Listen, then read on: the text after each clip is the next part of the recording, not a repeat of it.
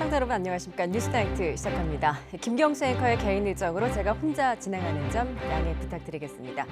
남북 간의 군사적 긴장감이 고조되고 있는 가운데 북한이 2년 전 철거했던 대남 확성기 방송시설을 다시 설치하는 움직임이 포착됐습니다. 군 당국도 맞불 대응으로 대북 확성기 설치를 검토하는 것으로 전해지면서 남북이 해묵은 냉전 시대 심리전으로 회귀하는 모양새입니다. 잠시 뒤 나이트 포커스에서 자세히 짚어보겠습니다. 먼저 오늘의 주요 뉴스 영상으로 함께 보시죠. 우리 함께 기울여온 노력과 성과를 무산시키는 조치를 행동에 옮길 경우 그에 대한 대가를 치르게 될 것이라는 것은 이미 말씀드린 바 있습니다. 마이크도 뭐 새로 세운다는 뭐 그런 소리가 많이 나오는다면서 여기는 최전방이고 하니까 좀 불안해요. 블라디보스톡에서 선원 교대가 있었고 그 선원 교대에서 내리신 선장분 한 분께서 실제적으로 코로나19에 확진이 되셨다는 그런 신고가 들어왔습니다.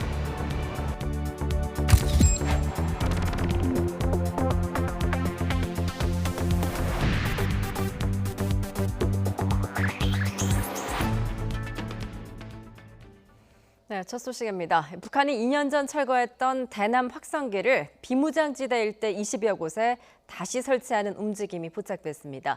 우리 군은 상황에 따라 필요한 조치를 충분히 취할 것이라고 강조했는데 대북 확성기 설치로 맞불 대응하는 방안도 검토 중입니다. 보도에 임성호 기자입니다. 강화도에서 바라본 북한 황해도 개풍군 마을. 산 중턱에 새로운 대남 확성기가 설치됐습니다. 오두산 통일전망대 건너편에서도 북한의 확성기가 포착됐습니다. 북한은 이처럼 비무장지대 일대 20여 곳에 대남 확성기를 설치한 것으로 파악됐습니다. 판문점 선언 이전엔 40여 곳이었다는 걸 고려하면 앞으로 확성기를 더 설치할 수도 있습니다. 국방부는 북한의 선을 넘지 말라고 거듭 강력히 경고했습니다. 북한이 남북관계 발전과 한반도 평화 유지를 위해 남북이 함께 기울여온 노력과 성과를 무산시키는 조치를 행동에 옮길 경우 그에 대한 대가를 치르게 될 것이라는 것은 이미 말씀드린 바 있습니다. 국방부는 그러면서 상황에 따라 필요한 조치를 충분히 할 거라며 상응 조치에 나설 거라고 시사했습니다. 우리 군은 맞대응 차원에서 판문점 선언 이후 철거했던 대북 확성기들을 복구하는 방안을 검토 중인 것으로 전해졌습니다. 우리 군의 대북 확성기는 고정식과 이동식으로 주간엔 10km, 야간엔 24km 떨어진 곳까지 소리가 들립니다. 이에 반해 북한군의 확성기는 오래되고 낡아서 소리 도달거리가 1에서 3km에 불과하고 이마저도 북한의 전력난으로 짧은 시간만 운용 가능한 것으로 전해졌습니다. 이런 가운데 대남 군사 행동을 경고한 북한이 초소를 보수하는 모습도 카메라에 잡혔습니다. 군 당국은 육해공 정찰 자산을 총동원해서 북한군의 동향을 24시간 감시하고 있다고 밝혔고 미군도 연일 대북 정찰기를 띄우고 있습니다. YTN 임성호입니다. 정부의 대북전단 살포 금지에도 불구하고 한 탈북민 단체가 어젯밤 대북전단 50만 장을 기습적으로 날려보냈다고 주장했습니다. 전단 일부가 강원도 홍천에서 발견됐는데 경찰은 이 전단을 살포한 단체 회원 6명을 추적하고 있습니다. 손효정 기자입니다. 카메라 불빛만 비치는 어두운 밤, 6.25 참상을 알린다는 내용의 현수막이 하늘로 올라갑니다. 탈북민 단체인 자유북한 운동연합 회원 6명이 대북전단 50만 장을 기습적으로 날려보낸 겁니다. 단체 측은 대형 풍선 20개에 소책자 500권, 1달러짜리 지폐 2,000장도 함께 묶어 살포했다고 주장했습니다. 경찰의 추적을 피하려고 박상학 대표 대신 살포 훈련을 받은 신입 회원 6명이 나섰습니다. 또 당국의 수소통을 압수당해 더 비싼 헬륨가스를 사용한 것으로 전해졌습니다.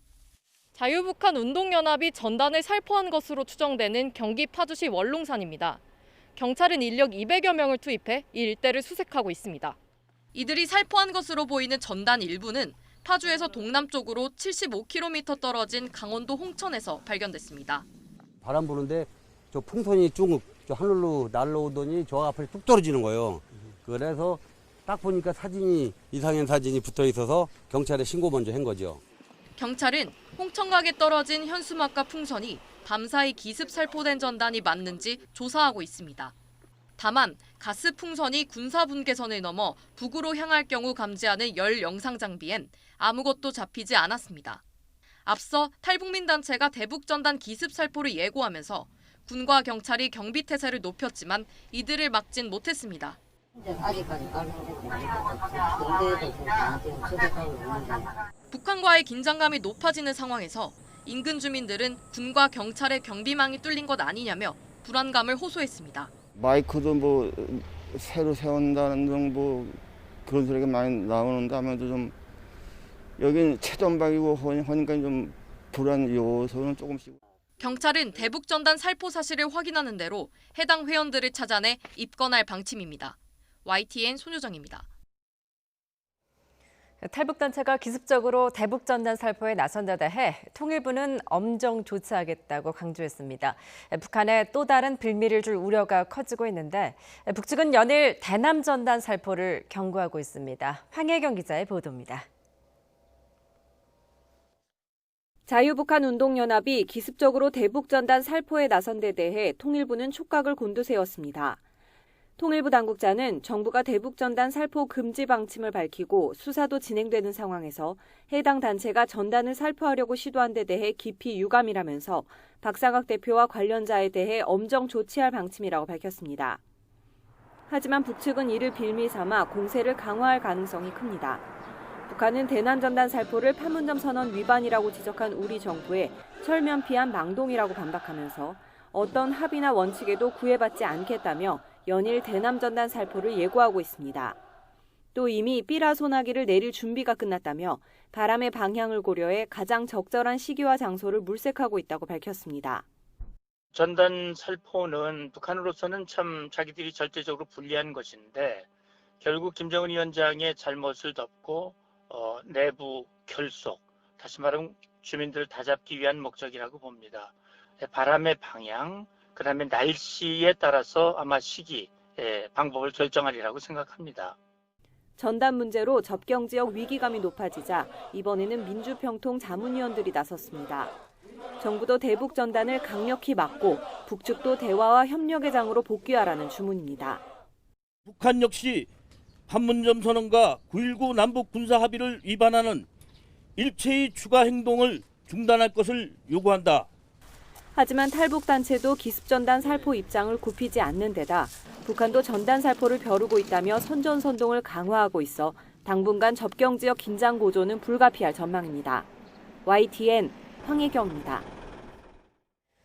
경기도는 대북전단 살포를 주도해온 단체에 대해서 경찰에 수사를 의뢰했습니다.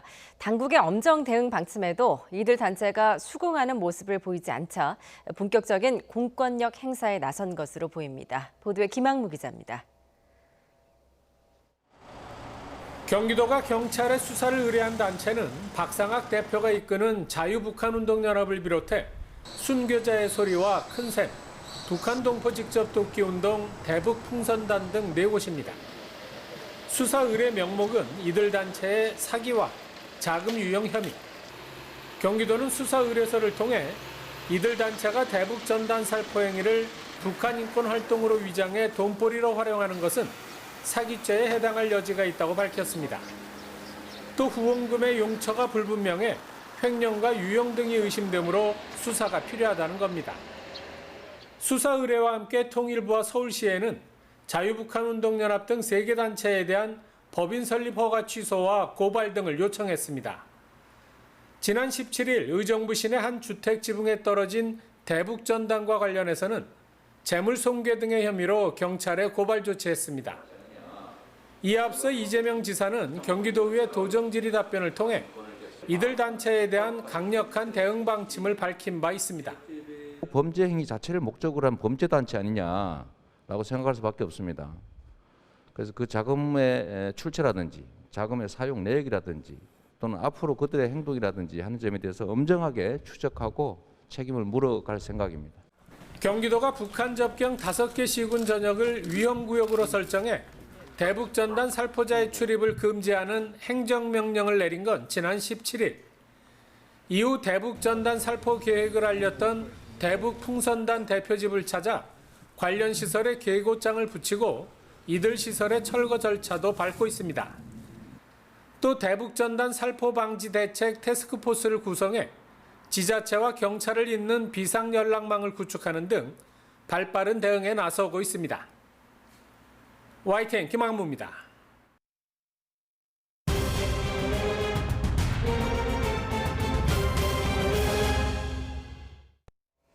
네, 최근 잇따르는 수도권의 코로나19 집단 감염은 지난달 서울 이태원 클럽이 시발점이었습니다. 클럽발 집단 감염이 시작된 지 한 달이 된 지금 이태원 거리 풍경은 어떨까요? 현장에 YTN 취재기자가 나가 있습니다. 나혜인 기자. 네, 서울 이태원 클럽 거리에 나와 있습니다. 예, 그곳 현장 분위기 전해주시죠.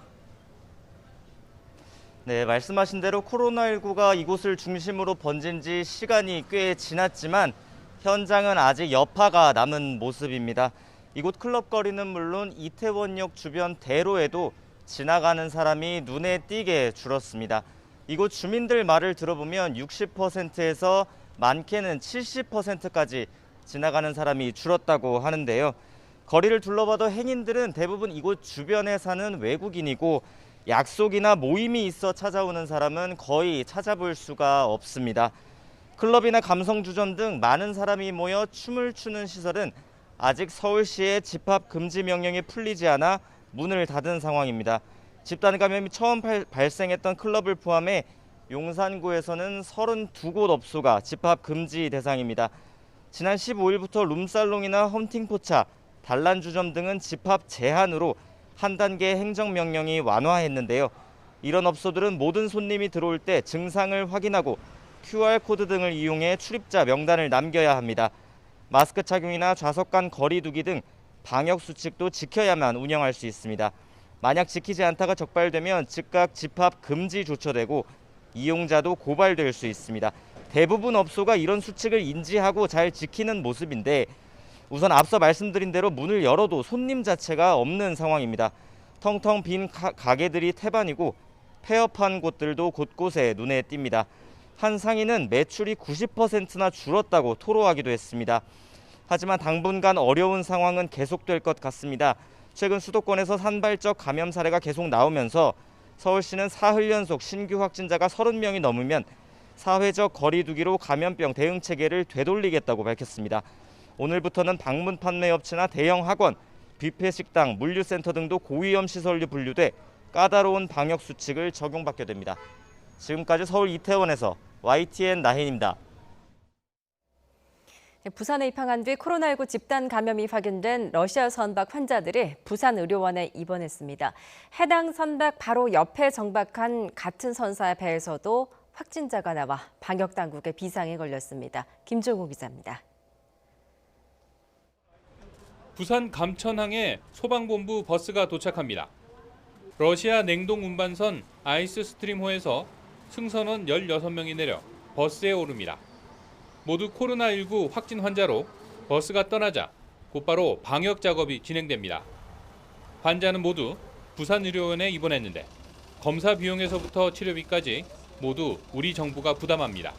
국제 규약상 저희 나라에서 치료를 받도록 되어 있습니다. 그래서 저희는 이분들을 저희 부산에 있는 감염병 전담병원인 부산의료원으로 이송하여서 바로 옆에 접안한 같은 선사 배에서도 승선원 21명이 진단검사를 받아 한 명이 양성 판정이 나왔습니다. 검역 당국은 음성 판정이 나온 선원들을 몇 차례 더 검사하고 계속 음성이 나오면 부산을 떠나게 할 계획입니다. 현재 상태로는 음성이 나오면은 배가 출항할 계획이 있으면은 보내는 거죠. 출항시키는 거죠. 두 배에는 하역 노동자와 통역, 수리업체 직원과 검역 공무원 등 수많은 우리 국민이 오갔습니다. 특히 만 하루 동안 진행된 하역 작업에서는 냉동 창고 특성상 대부분 마스크를 쓰지 않았습니다.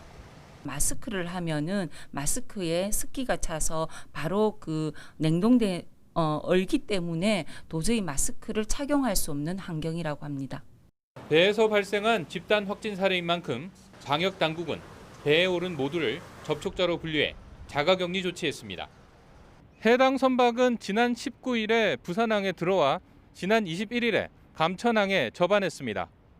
승선원이 배에서 내리지 않는 조건으로 전자검역, 그러니까 건강 상태에 대한 기록을 전자문서로 주고받는 절차를 거쳐 입항 허가를 받았습니다. 하지만 실제로 배에서 내리지 않았는지는 확인되지 않았습니다.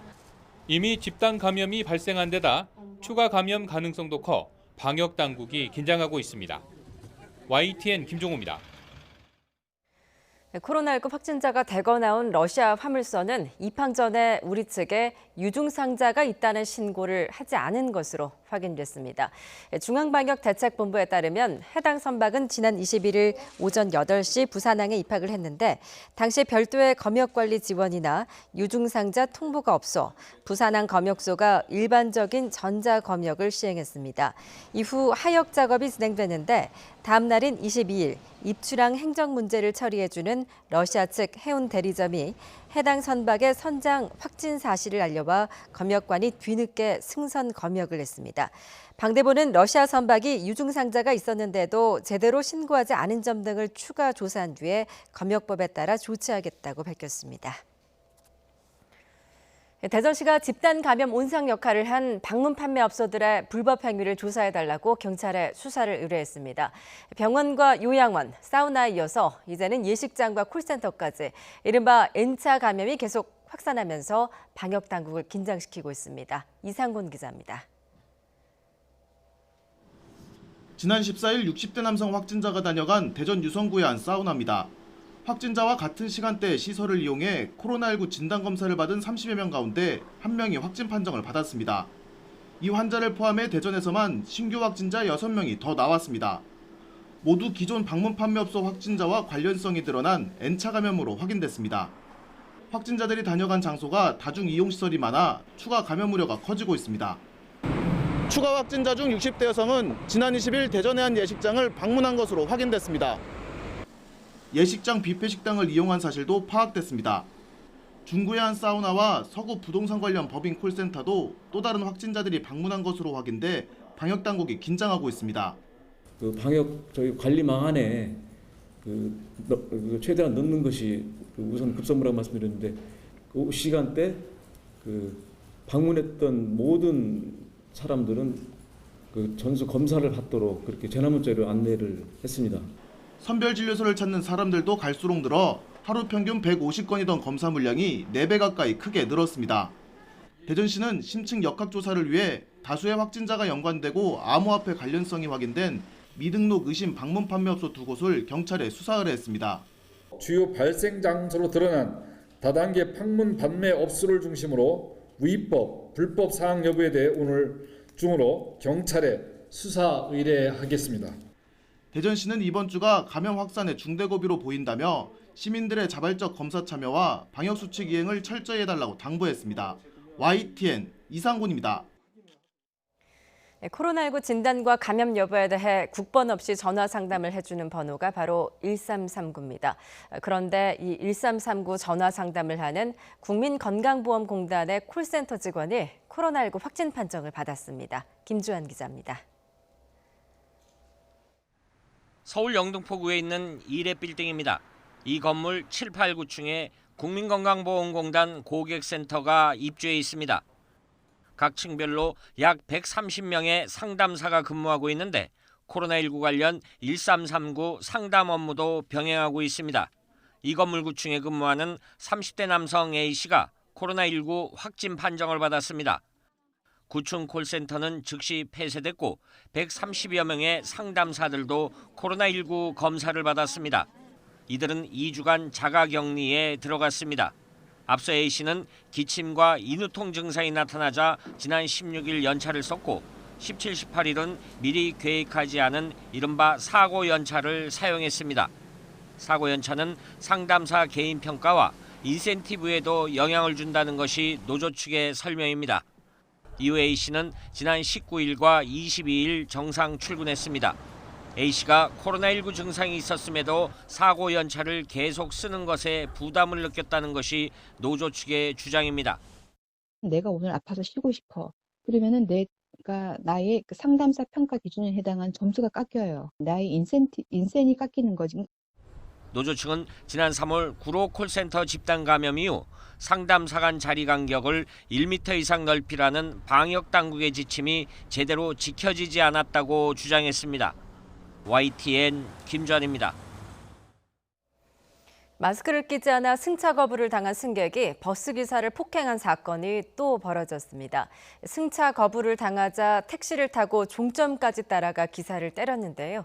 알고 보니 같은 버스 회사에서 일하는 동료 기사였습니다. 보도에 정현우 기자입니다. 지난 20일 자정을 넘긴 시간, 버스기사 A씨는 종점에서 한 취객에게 봉변을 당했습니다. 운행을 끝내고 주차 중인 A씨에게 내리라고 하더니 다짜고짜 때린 겁니다. 등치가 크더라고. 그래서 이거 찍으려고 그래 머리를 해서 막 말렸지. 그 당시에 멱살을 이렇게 확 잡았는데 내가 거기서 이제 어떻게 된지 모르고 정신을 잃었어요. A씨를 폭행한 사람은 열정거장 전에서 승차 거부를 당했던 승객이었습니다. A씨가 마스크 없이 버스에 탈 수 없다 하자 이 승객은 다리 한쪽을 버스 문에 걸친 채 운행을 방해했습니다. 끝내 승차 거부를 당하자 택시를 타고 종점에 미리 가서 A씨를 기다렸습니다. 버스가 이곳 종점에 도착하자 승객은 A씨를 버스에서 내리게 한 뒤 폭행했습니다. 피를 흘릴 정도로 심하게 폭행당한 A씨. 머리가 찢어져 6바늘을 꿰매고 꼬리뼈도 부러져 전치 4주 진단을 받았습니다. 그런데 A씨를 폭행한 승객은 같은 버스에서 다른 노선의 운전기사 B씨였습니다. 손녀가 또 집에 있으니까 훨씬 더 예전부터 철저하게 그걸 지키셨었거든요. 같은 버스기사가 그랬다고 하는 게 너무 더 화가 났던 거죠. 어떻게 그렇게 다 알고 계시면서. 회사 측은 내규에 따라 B씨를 해고하기로 했습니다. 취업 규칙상 본국이 내규가 있어. 해고 내지는 본인 스스로 어떤 입장에서 인사 징계에서 해고되는 어떤 입장이 되는 상황이 있어요. 상해 혐의로 B씨를 입건한 경찰은 구속영장 신청 여부를 검토할 방침입니다. YTN 정현우입니다. 지하철에서 마스크를 쓰라고 지적하는 승객과 역무원들에게 욕설을 하고 난동을 피운 40대 여성이 경찰의 현행범으로 체포됐습니다. 역무원의 하차 지시도 거부하면서 차량 운행이 지연되기도 했습니다. 신지원 기자입니다. 서울 지하철 1호선 구로역.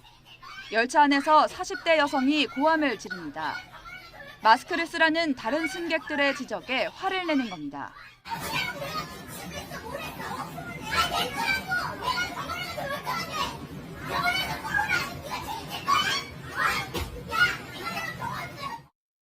이미 새 정거장 전부터 마스크 미착용 신고가 접수돼 역무원에게 마스크를 받은 상황.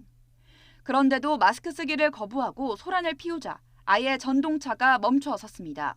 차가 못 가잖아 지금.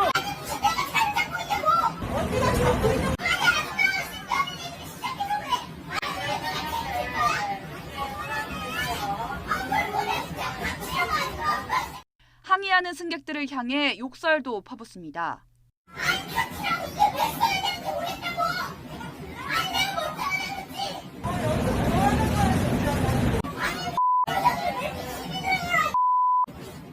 역무원과 사회복무요원이 나타나 하차를 요구하지만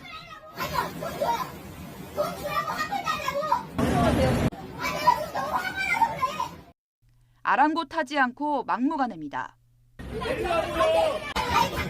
내려! 전철 시작! 못 출발했다! 내리면 경찰은 A씨를 현행범 체포하고 10분 동안 차량 운행을 지연시킨 업무 방해 혐의로 조사하고 있습니다. 승객을 때렸다는 목격담도 나왔습니다. 앞에 이제 사선으로 왼쪽에 계신 분에게 네가 신고했냐고 하면서 가방으로 머리통을 후려치더라고요. 구로역에서 그 역무원이 타가지고 이제 그분을 데리고 나간 거였죠. 지금까지 대중교통 내 마스크 난동으로 112 신고가 접수된 건 모두 840여 건에 달합니다. 앞서 경찰은 강력팀 전담 수사와 중대 사건의 경우 구속 원칙 등 엄정 대응 방침을 밝혔습니다. YTN 신지원입니다. 문재인 대통령이 석 달 만에 수도권 방역대책회의를 다시 열어서 코로나19 상황이 수도권에 달려있다고 강조했습니다. 의료진이 지치지 않게 장기전에 대비해야 할 상황이라며 국민도 조금 더 힘을 내달라고 당부했습니다. 김도원 기자의 보도입니다. 문재인 대통령 주재 국무회의에 수도권 3개 지방자치단체장이 함께 참석했습니다. 좀처럼 잡히지 않는 수도권의 코로나19 확산 대응 방안을 논의하기 위한 방역대책회의입니다. 수도권에선 지난 3월 시작된 콜센터 교회발 집단 감염이 한 달여 만에 잠잠해지는가 싶더니 지난달 중순부터 다시 산발적 집단 감염이 이어지고 있습니다. 문 대통령은 신규 확진자를 더 줄여야 하는 중요한 고비라면서 코로나19 상황 안정은 수도권에 달려 있다고 강조했습니다. 특히 의료진이 지치지 않도록 장기전에 대비하고 국민도 상황이 안정될 때까지 조금만 더 힘을 내달라고 당부했습니다. 지난 5개월 동안 확인된 사실은 일상생활을 하면서도 정부의 방역 지침과 기본적인 방역 수칙만 잘 지키면 바이러스 감염을 막을 수 있다는 것입니다. 박원순 서울시장은 3일간 하루 평균 확진자가 30명에 이르면 자체적으로 사회적 거리 두기를 실시하겠다고 밝혔습니다. 이재명 경기지사는 의료 인력 지원과 경기도 감염병 전문병원 지정, 박남춘 인천시장은 공항 검역소 강화와 비상시 격리시설 마련을 건의했습니다. 회의 참석자들은 임시 격리시설 추가 필요성 등에 공감했다고 청와대는 밝혔습니다. 문 대통령은 지방자치단체들이 현장 방역의 최일선에서 역할을 잘 해줬다며 관련 부처에 적극적인 지원을 주문했습니다. 또 해외 유입 사례가 지역 감염으로 이어지지 않도록 각별히 관리해달라고 덧붙였습니다. 문 대통령이 수도권 방역대책회의를 연 건 지난 3월 이후 석 달 만입니다. YTN 김도원입니다.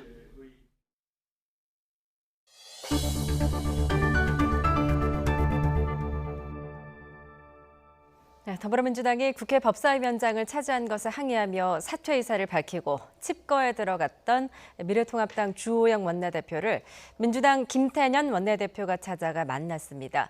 주 원내대표는 거듭 항의의 뜻을 전달하면서도 모레 돌아와 상임위원 배치에 나설 것이라고 밝혀 일단 공전을 거듭하던 원구성은 이번 주에 마무리될 것으로 보입니다. 김주영 기자입니다. 사퇴 의사를 밝힌 뒤 지방 사찰을 돌던 미래통합당 주호영 원내대표를 더불어민주당 김태년 원내대표가 수소문 끝에 찾아갔습니다. 김 원내대표는 주 원내대표의 복귀와 함께 조속한 국회 정상화를 촉구한 것으로 알려졌습니다. 주 원내대표는 법사위원장 선출 철회 없이는 추가 협상이 어렵다는 입장이지만 일단 복귀해 여당과 맞선다는 계획입니다. 주 원내대표는 YTN과의 통화에서 김종인 위원장이 목요일쯤 원내대표가 돌아올 것이라고 말했는데 이에 어긋나는 모양새를 만들진 않을 거라고 밝혔습니다. 그러면서 국회로 돌아가 통합당 의원들을 각 상임위원회에 배정해 싸워나갈 것이라고 강조했습니다. 이에 따라 국회 상임위 구성은 이번 주 마무리될 전망입니다. 이미 민주당은 통합당에 충분히 양보하고 기다렸다면서 협조하지 않는다고 해도 독자적으로 상임위를 구성하겠다고 엄포한 상황입니다. 대북 문제는 물론 코로나19 피해를 최소화하기 위한 3차 추경이 시급하다는 이유입니다. 3차 추경안의 6월 국회 통과는 우리 국민의 지상명령입니다. 미래통합당에 오늘까지 상임위원 명단을 제출하고 국회 정상화에 협조해 줄 것을 마지막으로 요청합니다. 모든 상임위에서 과반을 차지해 독자 운영이 가능하다는 점도 민주당에 힘을 실어주는 부분입니다. 여기에 문재인 대통령은 이번 주 들어서만 2번이나 추경 처리를 언급하며 정치권을 압박하고 있습니다. 정부가 제출한 추경안에 대한 국회 심의가 20일째 착수조차 못하고 있습니다. 추경안 처리가 늦어지면 늦어질수록 국민들의 고통이 커질 것입니다. 이번 주 상임위 구성이 마무리되면 3차 추경 심사도 곧 시작될 전망입니다.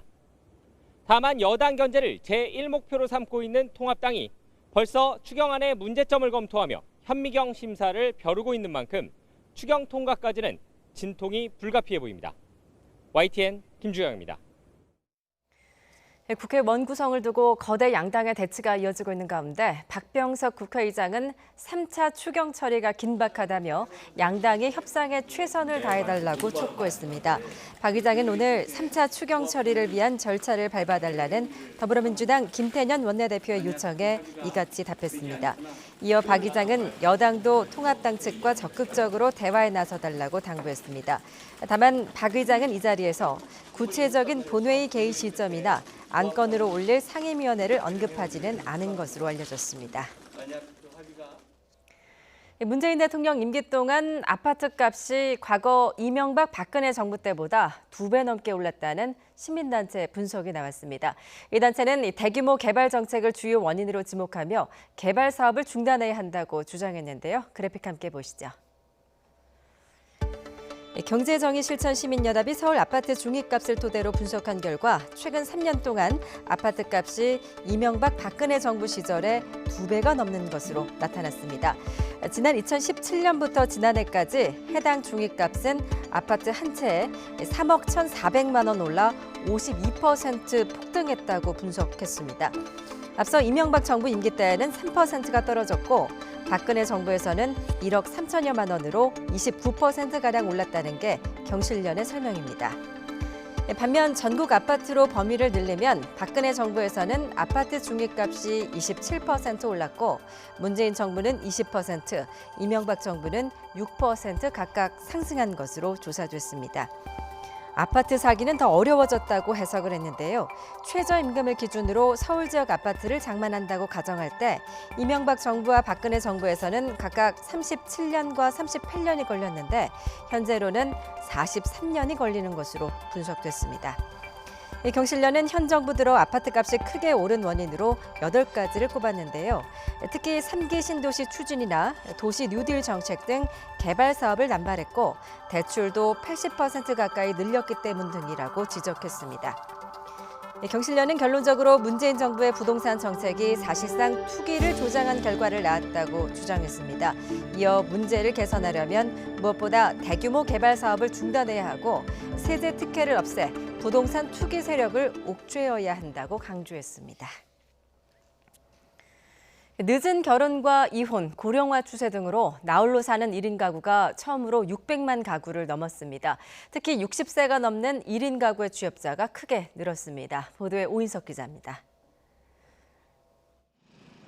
나홀로 즐길 수 있는 야외 활동 품목은 젊은 층에서 큰 인기입니다. 코로나 바이러스를 피해 타인과 떨어져 1인이 할 수 있는 자전거나 낚시 장비들은 불티나게 팔리고 있습니다. 1인용을 겨냥한 레저 아이템들은 갈수록 관심이 커지고 있습니다. 나홀로 사는 1인 가구의 증가는 통계에서도 나타나고 있습니다.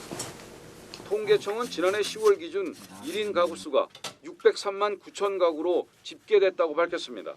1년 전보다 25만 가구 이상 늘었고 비중도 전체 가구의 30%에 달했습니다. 1인 가구가 600만을 넘은 것은 처음으로 증가폭도 10만 대에서 25만 대로 껑충 뛰었습니다. 젊은 층이 결혼을 늦게 하는 만원과 고령화 속 이혼과 사별 등이 1인 가구 증가의 주요 원인으로 분석됩니다.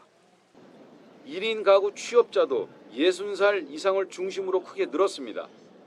지난해 1인 가구 취업자는 1년 전보다 13만 4천 가구가 증가했는데 이 중 60살 이상이 9만 가구 늘며 67%를 차지했습니다.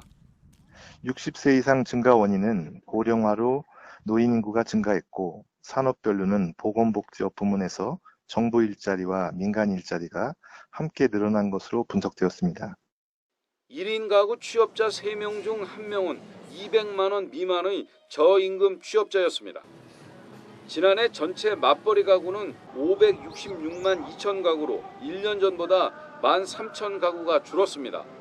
반면 초등학생 자녀를 둔 맞벌이 가구는 75만 8천 가구로 4만 3천 가구가 늘었습니다. YTN 오인성입니다.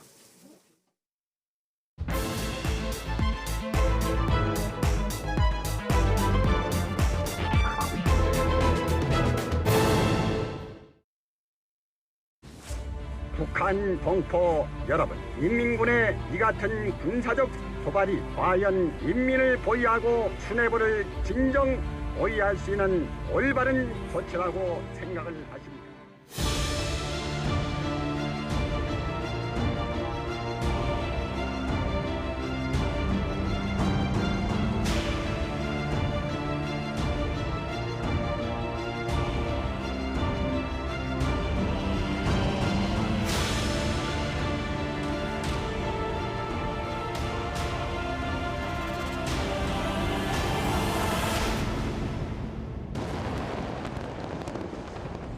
북한이 한반도 평화 유지를 위해 남북이 함께 길러온 노력과 성과를 무산시키는 조치를 행동에 옮길 경우 그에 대한 대가를 치르게 될 것이라는 것은 이미 말씀드립니다.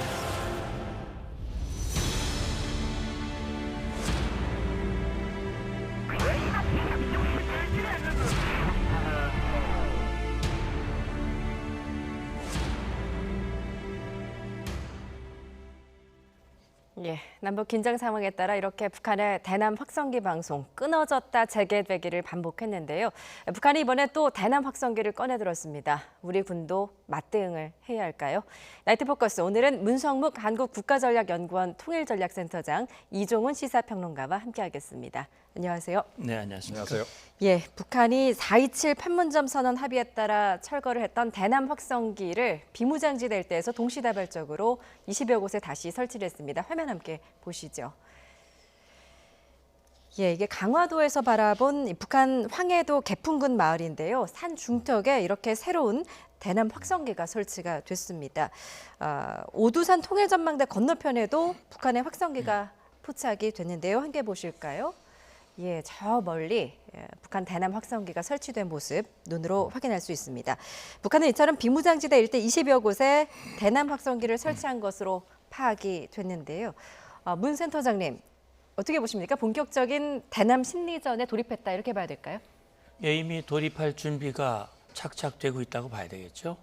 그러니까 뭐 지금 앞서도 확성기를 뭐 뗐다 붙였다 이런 얘기가 있었지만 북한의 요구에 의해서 저게 한 3번 정도 있었어요. 2004년 제가 장성국 군사회담 차석 대표를 할 때 그때 북측 요구에 의해서 육사 합의서에 따라서 이 확성기 중단하고 철거를 했었죠. 예. 그 이후에 북한이 천안함 피격 도발을 하고 우리가 확성기를 세웠지만 방송은 하지 않았습니다. 근데 그 다시 한 게 언제냐면 2015년 북한이 지뢰 도발을 하고 나서 거기에 대한 응징의 일환으로 우리가 그동안 키지 않았던 확성기를 11년 만에 다시 켰습니다. 예. 김정은 위원장이 화들짝 놀라가지고 48시간 안에 끄지 않으면 완전히 준전시 상태에 돌입하겠다라고 그래서 그때 뭐 전쟁이 일어나는 거 아니냐 그런 얘기가 있었는데 북한이 그러고 24시간 만에 회담을 제의해가지고 지뢰 유감 표명하고 다시 껐죠. 예. 그게 다시 켜진 게 2016년이거든요. 그러니까 북한이 핵실험 장거리 미사일 발사하면서 다시 켜졌습니다. 그리고 작년 5월 4.27 판문점 선언에 의해서 중단하고 철거가 됐어요. 예. 근데 지금 북한이 다시 세웠단 말이죠.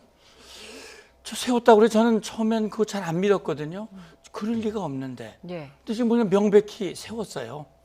하겠다는 거죠. 예. 이게 본격적인 행동을 하겠다는데 그 의도가 뭔지에 대해서는 제가 조금 이따가 말씀을 또 드리도록 하겠습니다. 예. 이 판문점 선언 이전에 대남 확성기가 40여 곳에 설치가 돼 있지 않았습니까? 지금 20여 곳에 설치가 된 것으로 지금 파악이 됐는데 네. 앞으로 다 40여 곳을 다 복원을 하겠죠? 뭐 설치를 시작했으니까 일단 뭐 다 하지 않을까요? 그렇게 생각을 합니다만 과연 정말 저게 진짜 틀 생각까지 하고 하는 건지 예. 아니면 이제 이걸 통해서 이제 문재인 대통령을 비롯해서 우리 정부의 심리적인 압박을 가함으로써 이제 그다음 뭔가 실질적인 조치를 이끌어내기 위해서 그러는 건지 조금 더 지켜볼 필요는 있다라고 생각을 하는데요. 예. 근데 합리적으로 생각하면 사실은 이런 선택을 하면 안 되죠. 그러니까 북측이 이제 확성기 틀면 우리 안 틀 수 없지 않습니까? 예. 이제 우리도 틀어야 됩니다. 자, 그러면 뭐 출력으로 보나 내용면에서 보나 사실은 우리 쪽 그 확성기가 훨씬 파괴력이 크죠. 사회에 대한 영향력도 좀 더 크고 지금 국내에 들어와 있는 탈북자들 가운데도 이 방송 듣고 좀 많이 심리적으로 동요했다는 사람들이 굉장히 많단 말이에요. 예. 북측이 그래서 또 이거에 대해서 굉장히 우려하는 거고.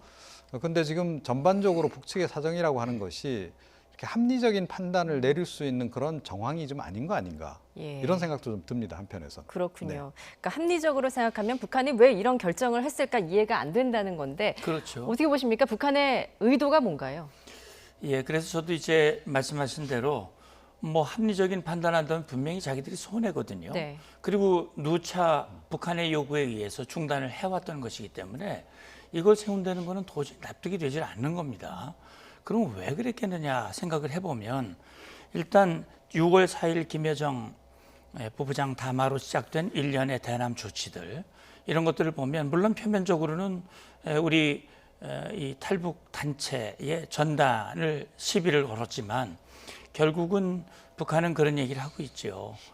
이 남측이 죄를 지었기 때문에 죄값을 받아내겠다 하는 거거든요. 죄값을 받아내는 조치의 일환입니다, 이게요. 말하자면 김정은 위원장이 사실은 본인의 패착을 남쪽으로 책임을 전가하고 흔들리는 주민들의 마음을 다잡기 위해서 분노를 남쪽으로 표출하도록 만드는 거죠. 예. 그 방법 중에 하나가 뭐냐면 문재인 정부가 추진해온 한반도 평화 프로세스, 문재인 대통령과 김정은 위원장이 맺은 그런 합의들을 모두 원점으로 돌려서 2018년 4.27 이전으로 회귀시키는 것이 문재인 정부를 단죄하고 그 고통스럽게 만드는 일이다. 예. 우리는 할 만큼 했는데 남측이 돌아온 게 없다. 이제 그런 거거든요. 이미 뱉었습니다. 그러니까 모든 걸 그렇게 다시 말하면 대남 관계를 대적 관계를 돌리고 모든 것들을 결별하는 수순으로 해. 그게 우리 국론이야.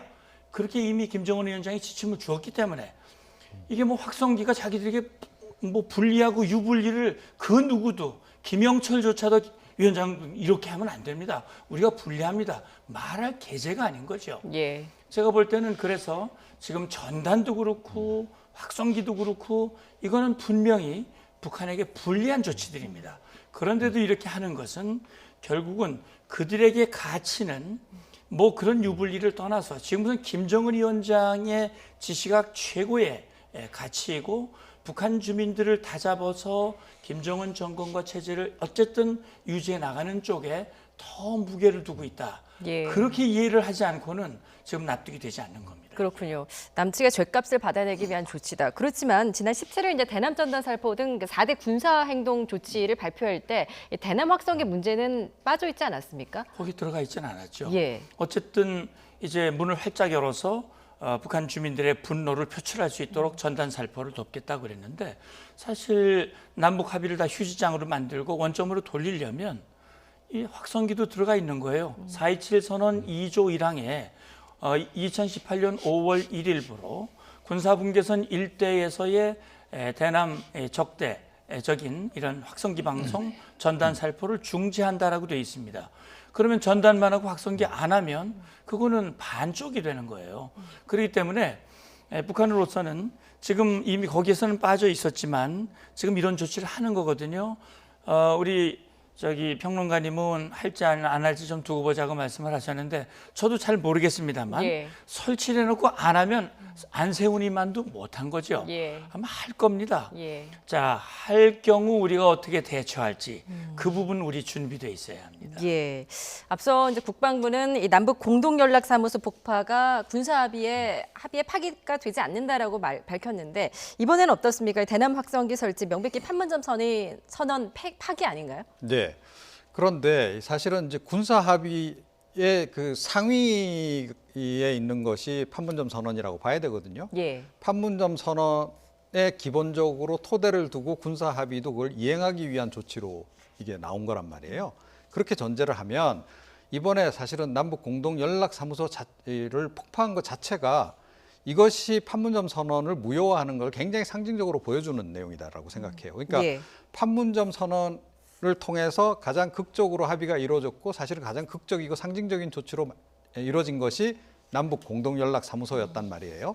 그것만 제대로 가동이 되면 사실은 남북한 간의 모든 이견 이런 것을 통해서 다 거기서 해소를 하고 조율하고 조정할 수 있는 건데 그걸 폭파했다는 건 조금 전에도 말씀하셨다시피 제가 보기에는 판문점 선언 일단 그 시점 이전으로 다 모든 걸 되돌리겠다라고 하는 의지가 굉장히 강하다. 예. 자, 그런 관점에서 보자면 이제 이 확성기 뭐 당연히 거기 이제 그 군사 합의 내용에도 포함이 돼 있는 내용입니다.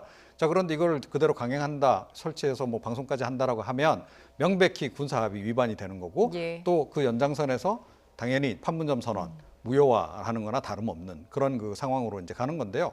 제가 보기에는 이미 북한 쪽에서 그 공동연락사무소를 폭파함으로 해서 사실은 뭐 기본적인 의지는 지금 명백히 보여준 거 아닌가 의도는 이렇게 예. 생각을 합니다. 그렇군요. 자, 국방부, 북한군 동향을 24시간 정밀 감시하고 있는 국방부는 남북 합의를 위반하면 대가를 치르게 될 것이다 라고 거듭 경고를 했는데요. 최연수 국방부 대변인의 브리핑 내용 잠시 듣고 오시죠. 북한이 남북관계 발전과 한반도 평화 유지를 위해 남북이 함께 기울여온 노력과 성과를 무산시키는 조치를 행동에 옮길 경우 그에 대한 대가를 치르게 될 것이라는 것은 이미 말씀드린 바 있습니다. 예. 만약 우리 측이 맞대응에 나선다면 어떨까요? 대북 확성기 카드를 꺼내 들어야 될까요? 어떻게 보십니까? 이제 이해를 좀 하셔야 되는데요. 이 심리전이라는 용어를 쓰지 않습니까? 심리전은 정상적인 군사 작전의 일환입니다. 그렇기 때문에 북한이 군사 작전에 돌입했는데 우리 군은 열중시하고 있다. 9.19 합의가 깨질까 봐, 판문점 선언이 원점으로 돌아갈까 봐 열중시한다. 그건 말이 안 되는 얘기입니다. 지금 최연수 대변인이 이 모든 조치를 하겠다. 준비가 돼 있다. 그리고 대가를 치르게 될 것이다. 대가라는 게 뭡니까? 북한에게 그렇게 유리하게 사실은 우리가 그걸 중단해 준 건요. 엄청난 양보를 해준 겁니다. 제가 2004년에 장성급 회담에서 심리전 중단하고 수단 철거한 것도 사실은 서해수 충돌을 방지하기 위한 것이었어요. 그 이후에도 우리가 그것을 중단한 것은 북한이 비핵화, 신뢰 구축, 합의의 이행, 남북관계의 발전 그런 것들을 해줄 걸로 기대하고 사실은요 우리가 비대칭 전력이라는 용어를 쓰지 않습니까? 예. 비대칭 전력, 특히 북한의 핵미사일이 비대칭 전력으로서 우리보다 월등하게 우위에 있죠. 그런데 심리전만큼 우리가 월등하게 우위에 있습니다. 예. 확성기 얘기하셨지만 확성기의 성능 북한과 우리가 비교가 안 됩니다. 예. 그리고 우리는 전력이 풍부하잖아요. 24시간 꽝꽝 틀을 수 있습니다. 가장 중요한 건 내용, 컨텐츠예요. 예. 북한 방송은요. 계속 그 선전하는 거고 우리를 비방하는 내용이지만 우리의 컨텐츠를 뉴스로 알려주는 겁니다. 다시 말하면 북한 정권과 당이 감추고 싶은 거, 안 알려주고 싶은 것을 우리는 뉴스로 알려줍니다. 그리고 북한 젊은이들, 군인들, 전방적인 군인들 10년씩 복무하는데 우리 아이돌 가수 노래 다 듣고 완전히 그들의 삶이 그러면 북한 정권과 체제로서는 굉장히 불리한 거거든요. 자, 그렇기 때문에 저는 이게 심리전입니다. 그렇기 때문에 이 심리전을 북한은 총정치국에서 주관을 하고 있고 우리는 국방부 국군 심리전단이 있습니다. 예. 군이 하는 거예요. 북한이 심리전 하면 우리 맞대응해야 됩니다. 이건 정경두 장관이 얼마 전에 국회 와서 그런 얘기를 했어요. 북한이 도발하면 어떤 국회가 아니고 다른 세미나 자리에서 그런 얘기를 했죠. 좌고우면하지 않고 강력하게 대응하겠다고 그랬습니다. 좌고우면할 이유가 없습니다. 그렇군요. 예. 그런 측면에서 이제 우리 군도 맞대응 차원에서 판문점 선언 이후 철거했던 대북 확성기를 복구하는 방안도 지금 검토하고 있는 것으로 전해졌는데요.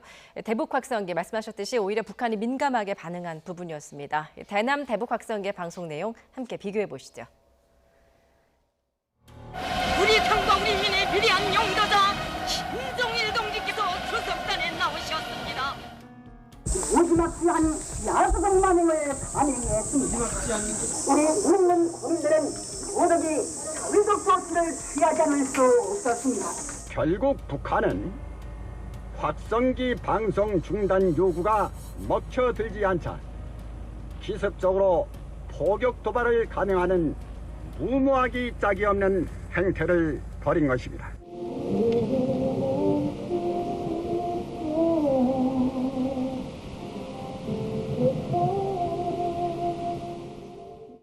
예, 문 센터장님 말씀하셨듯이 정말 콘텐츠 싸움이자 또 이 대북 확성기, 대남 확성기 또 전력의 차이도 있을 것 같습니다. 다시 한번 비교를 좀 해주신다면요. 뭐 전력 차이가 일단 기본적으로 엄청날 수밖에 없는 예. 거죠. 조금 전에 말씀하셨듯이 이걸 제대로 정말 북한 그러니까 먼 거리까지 전달을 하려면 일단 스피커 성능 굉장히 좋아야 되죠. 네. 고출력이어야 되고 그리고 전기가 끊김없이 또 공급이 돼야 됩니다.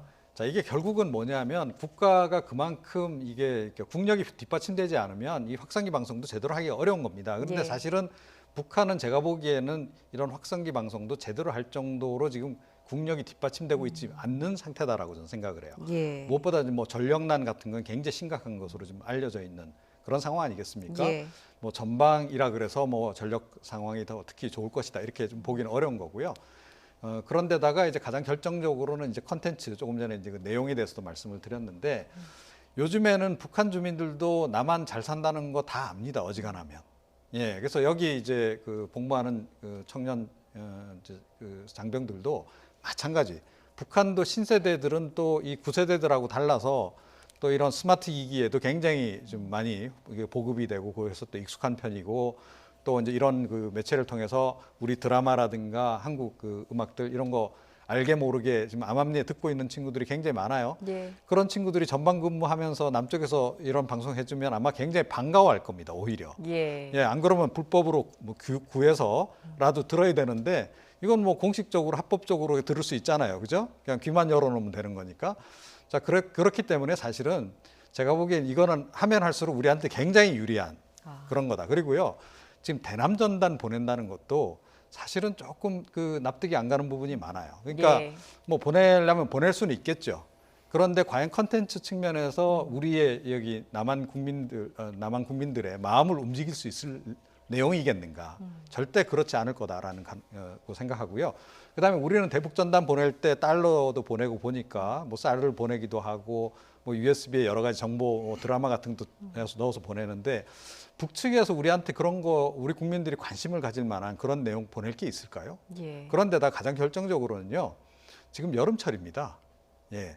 남동풍이 부는 시절이에요. 예. 북측에서 아마 이 북서풍을 기다리려면 겨울까지 기다려야 되는데 그때까지 기다릴 수는 없는 거고 일단 저렇게 찍어놨으니까 보내긴 해야 될 텐데 네. 띄워봤자 제가 보기엔 상당 저희 그 90%는 북측에 도로 떨어질 가능성이 좀 굉장히 높은 그런 기후 환경도 제대로 생각하고 과연 이런 일을 지금 벌이고 있는지 좀 납득이 안 갑니다. 사실. 예. 네. 북한은 이제 대북 전단 살포에도 굉장히 예민하게 반응을 하는데 우리가 이제 대북 확성기까지 방송을 하면 굉장히 민감하게 반응을 할 것 같습니다. 그래서 과거에도 이 대북 확성기에 방사포 공격을 하려고 했었던 적도 있지 않습니까? 그래서 혹시나 그 군사적 도발이 있지 않을까라는 그 우려도 좀 드는 대목입니다. 근데 사실은 자기들이 먼저 세우고 먼저 키기 시작했으니까 우리가 맞대응한다고 우리에게 도발할 명분은 없을 거예요. 2015년 경우에는 북한이 목함 지뢰 도발을 했고 그 지뢰 도발에 대한 응징 차원에서 그때 당시에 우리 합참이 이 확성기 방송 이 재개를 선언하고 했거든요. 그러니까 북한이 아주 김정은 위원장이 아주 경로해가지고 그때 이제 그런 그 포격전이 있었는데 이번에는 아마 그렇게 하긴 쉽지 않을 거라고 저는 보고요. 지금 북한이 6월 4일 이후에 보여주는 행태를 보면 이제 아직 20일이 안 됐죠. 한 3주 정도 가까이 돼 가는데 지금 북한의 행태를 보면 굉장히 수위를 조절하고 있고요. 예. 제가 과거에 보지 못했던 행태입니다. 두 번째는 자기들이 할 일을 모두 예고를 하는데 아주 지지콜콜이 그 모든 의사결정 과정까지 다 우리에게 보고를 하고 설명을 하고 그렇게 하고 있어요. 그다음에 하는 행동이 자기들에게 오는 피해는 최소화하고 우리들에게 주는 아픔과 피곤함은 극대화시키는 그런 행태의 모습을 보여주고 있어요. 그러니까 지금 확성기 같은 경우도 이렇게 해서 우리를 피곤하게 만들고 남남 갈등을 일으키고 특히 문재인 대통령과 정부를 곤혹스럽게 만드는 그런 건 하지만 자기들이 실제 피해를 입을 수 있는 그런 빌미는 주지 않으려고 하는 거죠. 예. 그래서 저는 이것 때문에 만약에 북한이 우리를 향해서 물리적인 도발을 한다? 그거는 김정은 위원장도 그렇지 않아도 내부 단속을 하고 자신의 권력과 체제를 확고히 유지해야 되는데 예. 그런 충돌 과정에서 북한군이 대패를 했다. 그러면 그건 씻을 수 없는 상처가 또 되는 거거든요. 예. 아마 그런 것들도 지금 고려하고 있으리라고 저는 봅니다. 북한이 이렇게 불리할 카드인데 확성기 카드가 그럼에도 불구하고 꺼내든 이유 그러니까 우리 측이 맞대응할 그 카드를 못 꺼낼 거다라고 생각을 한 걸까요? 어떻게 보십니까? 저는 그 부분도 저는 좀 생각을 했어요. 예. 그러니까 이제 어제 제가 속보로 세워졌다는 거를 들었거든요. 아, 이건 아닌데 이게 북한이 막 나가고 있네. 예. 그런 생각을 하면서 왜 그럴까 지금 생각해 보면요. 지금 우리 정부의 대응이 굉장히 우리 정부도 굉장히 절제 있게 대응하거든요. 예. 북한이 한 행동에 대해서 물론 유감을 표명하고 책임을 져라 얘기를 했고 더 이상 김여정의 그런 무례한 담화를 감내하지 않겠다고 강하게 얘기는 했지만 지금 어떻게든 문재인 정부, 우리 정부는 대화의 판을 완전히 깨지 않고 합의가 원점으로 돌아가지 않도록 북한이 저렇게 이 전단을 보내겠다고 1200만 장, 3000개의 풍선 당장 보내겠다고 그러는데 우리 탈북자들 보내는 건 못 보내게 경찰 풀고 불법이라고 하고 도지사 나서서 얘기하고 막 하고 있단 말이죠. 예. 그러니까 북한이 보니까 그래 이거 세워도 저 남측 문재인 정부는 강하게 대응 못할 거야. 합의 깨는 거를 원하지 않기 때문에 예. 아마 못할 거야. 이런 계산이 같이 있을 가능성이 있습니다. 예. 그러니까 북한의 도발 여하는 그들의 도발의 수준은 우리의 대응에 달려 있다. 예. 저는 그런 생각도 드는 겁니다. 그렇군요. 이번 심리전만큼은 좀 맞불 대응을 해야겠다라는 생각이 드는 대목입니다. 자, 북한은 이 남북통신 연락선 차단 그리고 남북공동연락사무소 폭파에 이어서 세 번째 보복 조치로 대남 전단 살포를 예고를 했죠. 이미 1,200만 장을 준비했다라고 보도를 했는데요. 관련 발언 들어보시죠. 이번 기회에 남조선 당국자들이 늘상 입에 달고 사는 역지사지의 입장에서 똑같이 한번 제대로 당해봐야 우리가 느끼는 혐오감을 조금이나마 이해하고 그것이 얼마나 기분 더러운 것인지 똑똑히 알게 될 것이다. 예, 북한 노동신문이 대남 비방을 이어가고 있는데 오늘도 대남 전단 살포 의지를 재확인을 했습니다. 조금 전에 말씀해 주셨듯이 지금 대남 전단을 날리기 가장 좋은 장소 그리고 시기를 지금 정하고 있는 것으로 보이는데 어떻게 보십니까? 겨울까지 그럼 기다려야 되는 겁니까? 제가 보기에는 그 당분간 잡기가 쉽지 않을 거다 이런 예. 생각이 들어요. 그러니까 뭐 기상이라고 하는 건 수시로 변하는 거고 바람의 방향이라고 하는 건 수시로 변하는 거기 때문에 물론 이제 바람이 북서풍이 불어줘서 남쪽으로 이렇게 풍선을 날리기 굉장히 좋은 날씨가 이렇게 기후가 형성이 될 수도 있겠죠. 자, 그런데 지금 전체적으로는 뭐 우리가 이건 초등학교 때 다 배운 내용입니다. 그죠? 여름철에는 남동풍이 우리나라는 정상적으로 이렇게 부는 그 상황이고 그런 상황에서 과연 아주 예외적으로 북서풍이 부는 그런 날을 잡기가 쉬울까? 그리고 뭐 곧 지금 이제 장마철 시작되죠. 그 뒤에 또 태풍 불어오죠. 전부 다 남쪽에서 불어오는 거란 말이에요. 그죠?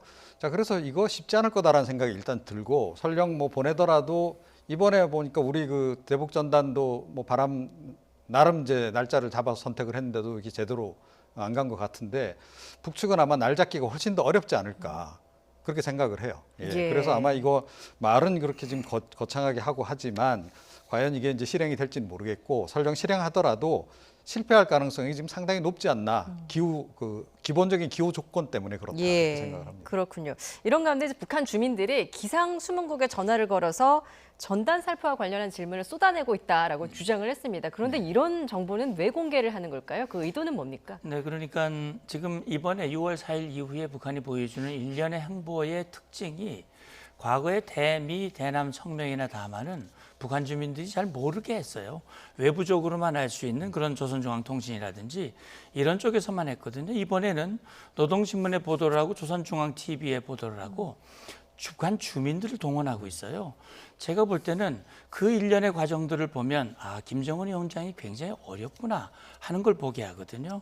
왜 그러냐면 제가 이런 말씀을 드리는 이유는 김정은 위원장이 2년 전 본인의 제안으로 남북 대화가 개시가 됐고 본인이 비핵화의 의지를 밝히면서 미북 대화가 됐거든요. 김정은 위원장의 머릿속에는 핵의 일부를 내려놓고 제재를 모두 해제받으면 핵도 가지고 제재도 해제되고 그걸 주민들이 다 알게 됐습니다. 특히 작년 2월 하노이 회담하기 전에 회담하기 전에 김정은 위원장이 평양에서 시민들 환송받으면서 대대적으로 60시간을 넘게 하노이까지 왔거든요. 예. 그때는 큰 보따리를 들고 돌아갈 걸로 기대했었죠. 네. 근데 안 됐잖아요. 자, 그러면 이건 김정은 위원장의 패착입니다. 실패입니다. 실패인데 본인의 실패를 인정할 수 없죠. 최고존엄이고 무오류한 신과 같은 존재인데 결국 책임을 일단 남측으로 돌리는 거죠. 그렇게 해서 아까도 말씀드린 죄값이란 말이죠. 예. 그래서 저는 이런 생각이 듭니다. 그러니까 북한은 이렇게 생각하시면 됩니다. 김정은 위원장이 화가 나면 전 주민이 다 화가 나야 됩니다. 주민이 화가 안 나면 그건 바로 위해가 오기 때문에 그렇군요. 다 화가 나야 됩니다. 예. 그리고 그 분노를 김정은 위원장과 함께 쏟아내야 됩니다. 예. 주민들의 저 분노는 개개인이 무슨 분노가 있겠습니까? 김정은 위원장의 분노를 대신 이렇게 표출을 하고 있습니다. 그래서 결국 일련의 과정들이 과거에는 볼 수 없는 마치 일련의 이런 것들이 주민들이 무지 분이 나가지고 하는 것 같이 그렇게 지금 하고 있다 하는 생각이 들고 특히 탈북민 문제에 대해서 굉장히 지금 어렵다. 그래서 지금 보면 북한 내부에서 탈북민에 대해서 적개심, 분노, 그리고 지금 돌아가는 상황을 보면 사실 우리 탈북민들이 북에 있는 가족들에게 그 경제적인 도움을 주는 걸로 알고 있는데 그 일일이 다 조사해서 이 처벌을 하고 그러니까 북한이 이 탈북민 문제 때문에 흔들리고 있다고 하는 것. 이것이 지금 일련의 상황과 연관돼 있다 저는 그렇게 생각이 됩니다. 예, 그렇군요. 자, 일각에서는 이 대남 전단 살포와 관련해서 2014년에 이제 우리 영공을 좀 휘젓고 다녔던 무인기라든지 뭐 드론 가능성도 지금 나오고 있거든요. 이렇게 되면 좀 9.19 군사합의 명백히 파기하는 거 아닙니까? 그렇죠. 예. 그러니까 이제 그런 어찌됐건 그런 비행체 자체도 이제 좀 금지를 시켰기 때문에 당연히 이제 이거는 군사합의 위반이 이제 되는 거고요. 그런데 뭐 사실은 이미 그 한 행위들만 하더라도 군사합의 위반입니다. 그리고 뒤집어서 이야기하면 북측에서 보기에는 대북전단 살포도 원래 안 하기로 했는데 했으니까 이건 뭐 남측 정부가 하지 않았다 손치더라도 이건 군사합의 위반이다라고 우기면 사실은 뭐 그 어느 정도는 또 그 틀린 얘기가 아니다라는 거, 어느 정도는 맞는 얘기이기도 하다는 겁니다. 그래서 사실은 이제 뭐 이미 군사 합의라든가 이런 것들은 깨지기 시작했다. 판문점 선언도 제가 보기엔 한 절반 정도는 이미 좀 의미가 없어져 버린 그런 상황이 지금 돼버린 게 아닌가 이런 생각이 좀 들거든요. 자, 이제 그런 상태에서 뭐 북측이 그러면 추가로 어떤 식의 이제 도발을 해올 것인가가 이제 우리의 이제 최대 관심사죠. 제가 보기엔 이런 식의 도발은 그 저강도 도발인데 계속 할 것 같아요, 당분간. 그러니까 북측에 뭔가 사정이 있는 것 같고 제가 보기에는.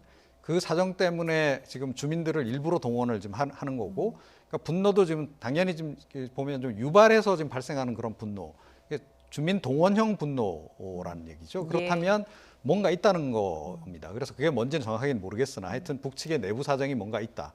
자, 그렇다라고 한다면 그 상황이 다 정리되기 전까지 그게 뭐 김여정으로의 후계 구도 뭐 어찌 됐건 뭐 남매 통치 체제로의 전환이든 간에 그런 것을 마무리 짓기 전까지는 계속 긴장을 유지해야 하는 거죠. 그래야 북한 주민들이 딴 생각을 안 하게 만드는 거죠. 그래서 그런 측면에서 이제 간헐적 도발이 가능한데 그러면 거기에 이제 드론 도발 같은 것도 포함이 되겠는가? 포함시킬 수도 있다라고 생각은 합니다. 그래서 이 부분에 대해서 대비는 일단 해야 한다 이렇게 생각합니다. 알겠습니다. 지금 뭐 남북 간의 긴장감이 고조되고 있는 상황인데 어젯밤에 한 탈북민 단체가 보낸 대북 전단 살포용 풍선이 강원도에서 발견돼 논란이 되고 있습니다. 먼저 관련 영상 보고 오시죠. 하나, 둘, 셋.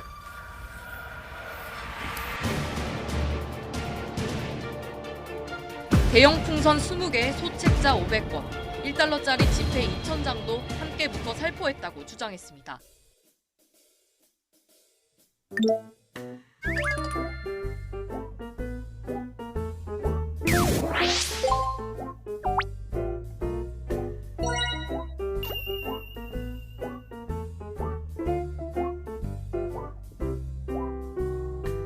풍선이 쭉 하늘로 날라오더니 저 앞에 뚝 떨어지는 거예요. 딱 보니까 사진이 이상한 사진이 붙어 있어서 경찰에 신고만. 그 기분이 얼마나 더러운가?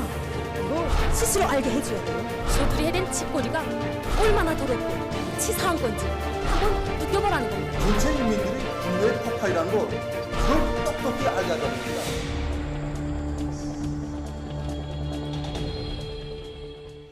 예, 자유북한운동연합의 박상학 대표 어젯밤 경기도 파주에서 대북전단 50만 장을 살포했다 이렇게 주장을 했는데요. 일단 통일부는 북측으로 넘어간 대북전단은 없는 것 같다라고 밝혔습니다. 어떻게 보십니까? 실제 날린 걸까요? 예, 뭐 박상학 대표는 그렇게 날렸다고 말씀하셔 본인이 주장을 하고 있죠. 이제 본인은 이제 감시를 받고 있기 때문에 본인은 못하고 일반 회원을 시켜서 했다. 다시 말하면 기습적으로 경찰의 눈을 피해서 아주 야음, 밤에 그걸 했다는 거예요. 그러면서 이제 저렇게 영상을 공개를 했는데 사실은 뭐 확인할 방법이 없지 않습니까? 통일부는 어떻게 확인했는지 제가 잘 모르겠는데요. 그 밤에 넘어간 게 북으로 갔는지 안 갔는지를 무슨 방법으로 확인했는지는 모르겠으나 제가 생각할 때는 저 홍천에 떨어진 지금 보신 저 화면에 보면 통일부가 말했듯이 박상학 씨가 주장하는 그런 뭐 책자라든지 USB라든지 그런 것들은 없었다. 그렇기 때문에 박상학 씨의 주장은 근거가 없다. 예. 허위다. 이렇게 이제 얘기를 하고 있는데 저는 뭐 그것이 허위일지 아닐지는 잘 모르겠고요. 다만 저는 저 지금 사진을 보면서 저런 식으로 안 했으면 좋겠다는 생각을 합니다. 예. 전단을 보내더라도 저렇게 하면 북한 주민들에게 혐오감을 줄 수 있습니다. 따라서 사실을 알려주는 정말 그런 마음이라면 사실 알려줘야 북한 주민들도 그걸 보고 본인들이 생각을 할 수 있거든요. 예. 최고 존엄의 사진을 이렇게 가면 만질 수도 없습니다. 예, 그런 부분들을 좀 지혜롭게 했으면 좋겠다라는 생각이 들고 어쨌든 아마 통일부는 이 박상학 씨의 이런 것이 북한에게 또 다시 대남 비방의 빌미, 대남 전단 살포에 또 추가 빌미를 주는 것이 아닌가라는 그런 우려 때문에 아마 지금 이렇게 입장에 나오지 않았나 생각이 듭니다. 예, 지금 강원도 홍천에 지금 불시착한 모습을 보고 계신데 왜 북한으로 날렸는데 여기서 발견이 됐을까요? 이것도 어떻게 보면 파주 지역엔 어제 남동풍이 불었다는데 네. 바람의 방향을 잘못 예측한 걸까요? 뭐 그럴 수도 있고 이제 예. 바람의 방향이라고 하는 건 수시로 또 바뀌는 거 아니겠습니까? 그리고 이 저층에서의 바람의 방향하고 또 고층에서의 바람의 방향이 또 이제 다르고 이제 그렇기 때문에 사실은 이 전단을 보낸다라고 하는 게 간단해 보이지만 그런 기술적인 에러가 상당히 이제 많은 거죠. 그리고 실제로 그 동안에도 대북 전단 보낸 것 중에서 북한으로 넘어간 거 못지않게 이쪽으로 지금 우리 쪽에 떨어진 것도 굉장히 지금 많다는 거 아니겠어요? 예. 그만큼 어려운 겁니다, 이게. 제가 보기엔 그렇고. 그래서 지금 이제 북측에서 보낸다고 하는 것도 뭐 제가 조금 전에 말씀드렸듯이 성공을 장담하기 어렵다는 게 이제 그렇다는 거고 더군다나 동남풍이 분 상황에서도 북측에 저렇게 보내기 어려웠다라고 한다면 그러니까 북서풍이 불지 않는데 그것도 강력한 북서풍이 불지 않는 이 계절에 과연 북한이 보내서 우리 쪽에 제대로 보낼 수 있을지 잘 모르겠고요. 예. 그런데 사실은 이런 방식이 저는 그렇게 이제는 시대적으로 그렇게 효과적인 방법은 아니다라고 저는 봅니다. 개인적으로. 그래서 이 지금 뭐 탈북 단체들은 나름 소신을 가지고 이게 효과가 있다라고 생각해서 계속 지금 이제 하시는데요. 그러니까 이거보다는 다른 방식을 택하는 게 좋을 것 같고 정부도 그거를 무조건 금지를 시키는 것보다는 좀 그 다른 방식을 택하도록 좀 그 서로 대화를 통해서 유도를 하는 것도 좀 좋은 방법이다라고 생각해요.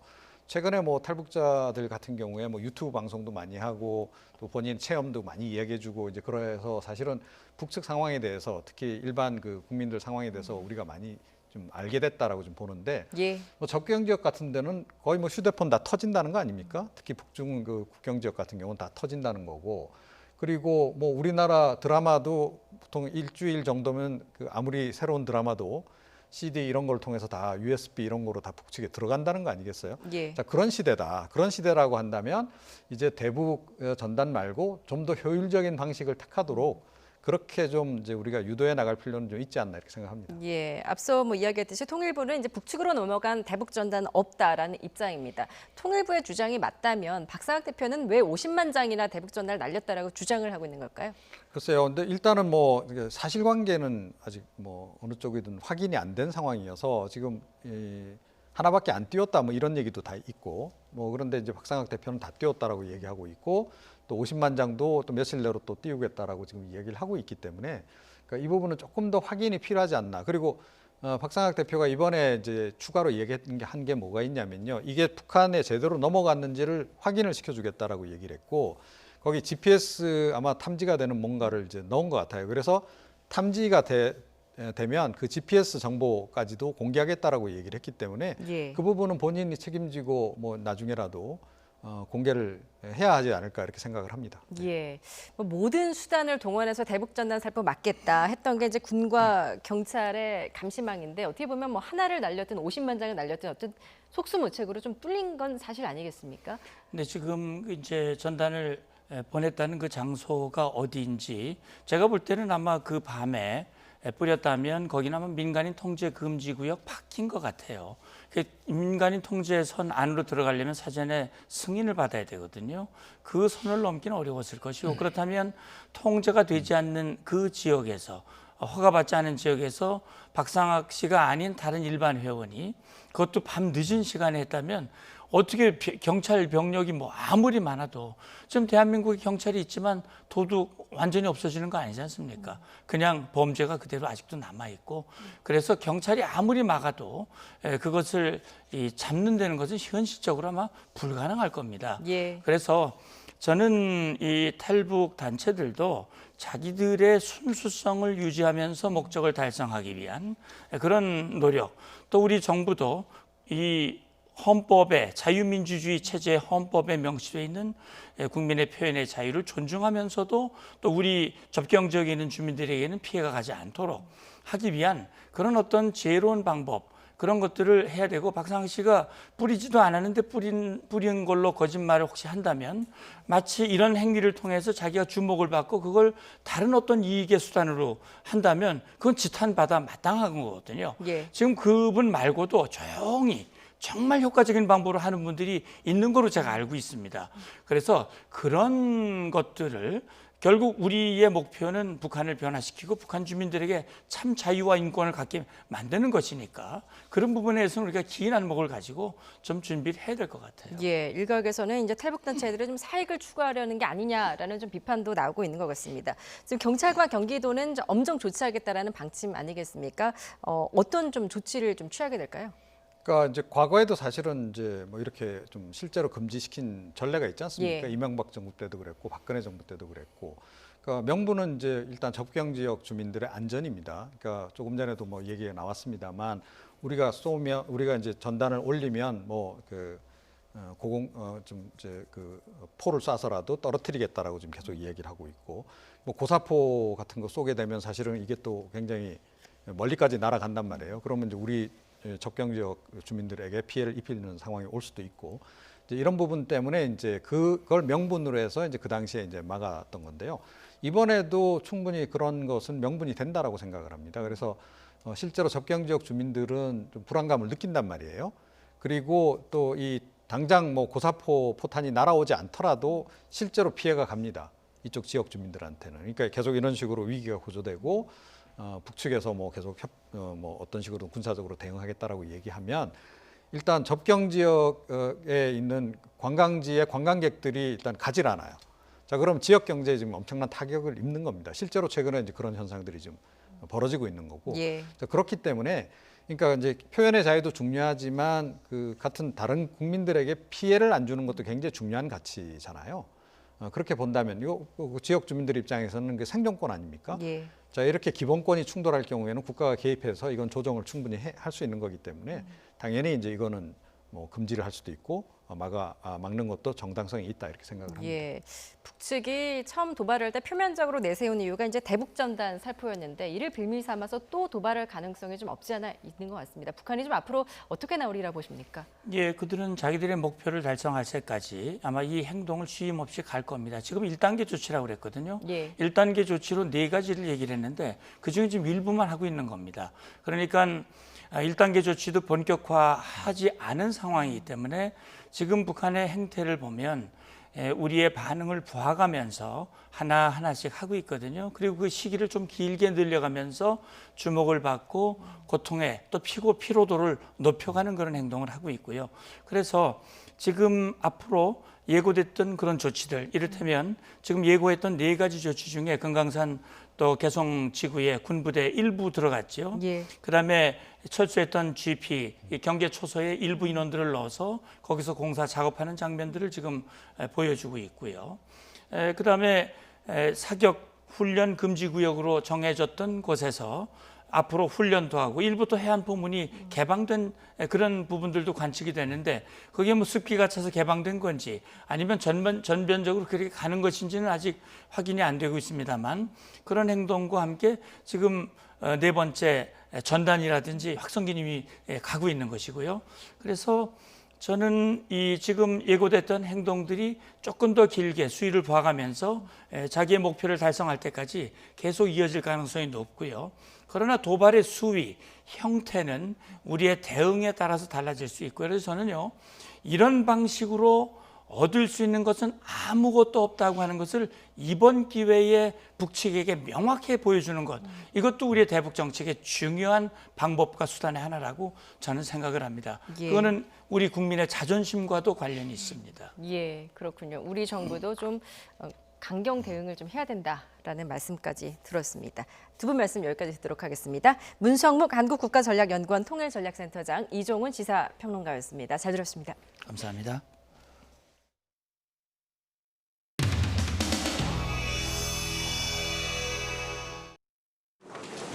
다시 통합당으로 끌어들일 수 있을까?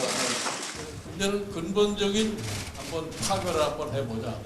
소위 파괴적 혁신을 하지 않고서는 저희 미래통합당이 갈 길이 그렇게 편찮지는 않거든.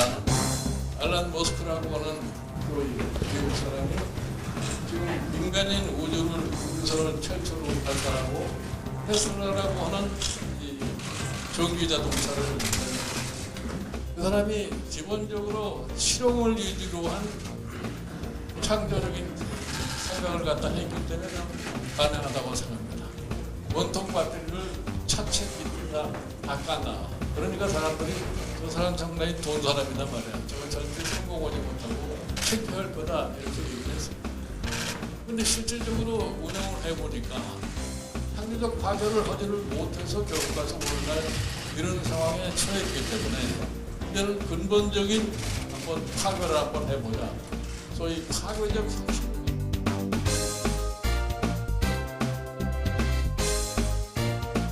제1차 국방위원회를 개의하도록 하겠습니다. 다음 9쪽입니다. 주요 업무는 병역 판정 검사. 그래서 사실은 우리 미래통합당 의원님들에게도 좀 말씀드리고 싶은 것이, 이게 다른 건 몰라도 이게 법사위 문제로 국가 안보 또 국민의 불안이 가중되고 있다. 이 국론을 분열시키는 저희들 내부의 어떤 갈등이 굉장히 걱정이 됩니다. 정말 우리 상임위에서라도 국회에서라도 좀 초당적인 그런 협력을 가지고 대처해야 된다.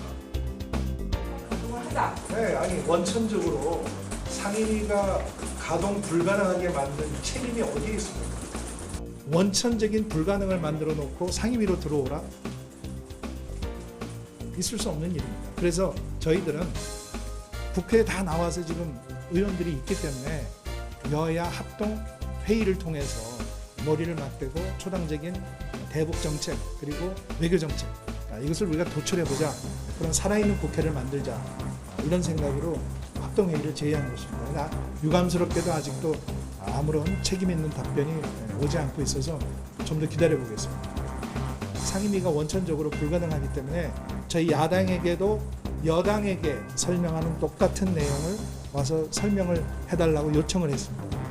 만약에 이런 그 현역 장관들이 바빠서 못 오거나 아니면 여당의 눈치를 봐서 못 오거나 아니면 어떤 다른 이유로 만약에 어려울 경우에는 또 다른 방법도 생각하고 있습니다.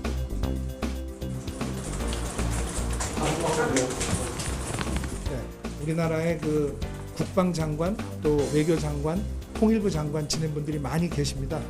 네, 그분들이 가지고 계신 지혜와 경험과 우리 국익을 위한 여러 가지 좋은 의견들을 수렴할 수 있는 방안을 모색하고 있습니다.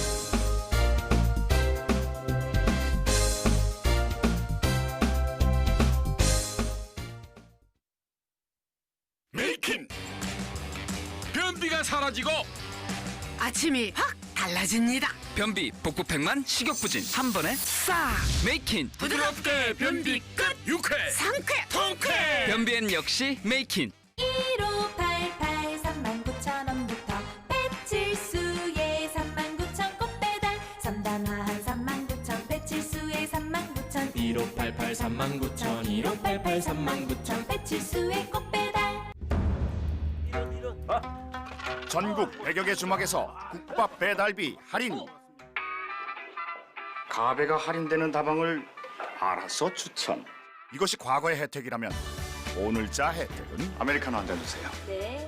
다양한 커피 전문점 할인. 시대의 변화에 맞춰 혜택도 달라져야 하니까. 삼성카드의 버전업은 계속됩니다. 오늘자 가장 최신의 카드. 버전업 보유 삼성카드. 성폭행 등 강력범죄로 금고 이상의 형이 확정되면 일정 기간 의료인이 될 수 없게 하고 의료인의 경우 면허를 취소하도록 하는 법안이 21대 국회에서 다시 추진됩니다. 전두환 정권이 민주화 운동을 한 학생들을 징집해 이른바 프락치로 활용한 녹화 사업의 피해자와 유족들이 30년 만에 전두환 씨를 집단 살해죄로 고소했습니다. 14살 중학생이 자신보다 19살이나 많은 다른 사람의 항공권과 신분증으로 비행기에 탔다가 출발 직전 적발되면서 제주공항의 보안에 문제점이 드러났습니다. 내일 전국에 장맛비가 내리며 중부와 남부 지방이 동시에 장마철로 접어들겠습니다. 장마는 한 달 동안 이어지며 집중호우와 무더위가 번갈아 나타날 것으로 보입니다. 네, 뉴스나이트 이어갑니다. 살인이나 성폭행을 저지른 의사가 버젓이 진료 활동을 할 수 있다는 사실, 믿기 어렵지만 우리 사회의 현 주소입니다. 이런 말도 안 되는 폐단을 막기 위해 강력범죄를 저지른 의사의 의료 면허를 취소하는 법안이 21대 국회에 다시 제출됐습니다. 최하영 기자입니다. 지난 2007년 경남 통영에서 의사가 수면 내시경을 받던 여성 환자들을 잇따라 성폭행해 징역 7년을 선고받았습니다. 출소 뒤 이 의사는 경남 다른 지역에서 병원을 운영하는 것으로 알려졌습니다. 비슷한 일은 4년 뒤 서울에서도 일어났습니다. 의사가 여성을 성폭행하고 위협해 징역 1년에 집행유예 2년을 선고받았지만 환자가 모르는 사이 또 진료하고 있던 겁니다. 최근 5년 동안 성폭력 범죄를 저지른 의사는 모두 611명으로 해마다 늘어나는 추세입니다. 하지만 의사의 성범죄 이력이 자격 정지로 이어진 경우는 고작 4건, 처분도 1개월에 그쳤습니다. 성폭력은 물론이고 살인의 강도까지 의사들의 강력범죄에 면죄부가 내려진 건 지난 2000년부터입니다. 국민의 의료 이용 편의와 의료 서비스의 효율화를 이유로 의사 면허 취소 기준이 의료법 위반에 한정하도록 법이 바뀌었기 때문입니다. 하지만 느슨해진 법이 편의는커녕 환자의 안전을 위협하자 의사 면허 관리를 강화하자는 법안이 국회에 제출됐습니다. 특정 강력범죄로 금고 이상의 형이 확정되면 일정 기간 의료인이 될 수 없게 하고 의료인의 경우는 면허를 취소하자는 겁니다. 아울러 이런 처분을 받은 의료인의 성명과 위반 행위를 공개할 근거도 마련했습니다. 특정 강력 범죄자들에 대한 의료인의 면허를 취소하는 것은 그 환자의 안전을 위해서 당연히 필요하지만 그 대부분의 그 선량한 의료인들의 또 명예를 위해서도 반드시 필요한 제도라고 생각합니다. 지난 20년 동안 의사 면허 관리를 강화하자는 법안은 20건 넘게 등장했지만 번번이 국회 문턱을 넘지 못했습니다. 의사에 대한 특권 논란 속에 안전하게 진료받아야 하는 환자의 당연한 권리는 제대로 보장받지 못했다는 의미입니다. YTN 최하영입니다. 더불어민주당 김태년 원내대표가 전국 4차를 돌며 자맹을 이어가고 있는 미래통합당 주호영 원내대표를 찾아가 21대 국회 원구성 마무리를 위해 협의하고 있는 것으로 확인됐습니다. 김 원내대표는 오늘 오후 강원도의 한 사찰에서 주 원내대표를 만나 6월 임시국회에서 3차 추경안을 처리하기 위해 예결위원장 등 아직 선출하지 못한 12개 상임위원장을 뽑고 국회를 정상적으로 운영하자며 국회 복귀를 설득하고 있는 것으로 보입니다. 대검찰청이 이른바 검언유착 의혹 사건에 대해 전문 수사 자문단을 소집해 외부 의견을 듣기로 했죠. 그런데 소집 전부터 총장 측근 비호가 아니냐는 등 일각에선 우려의 목소리가 나오고 있습니다. 박석영 기자가 관련 규정을 입수해 짚어봤습니다.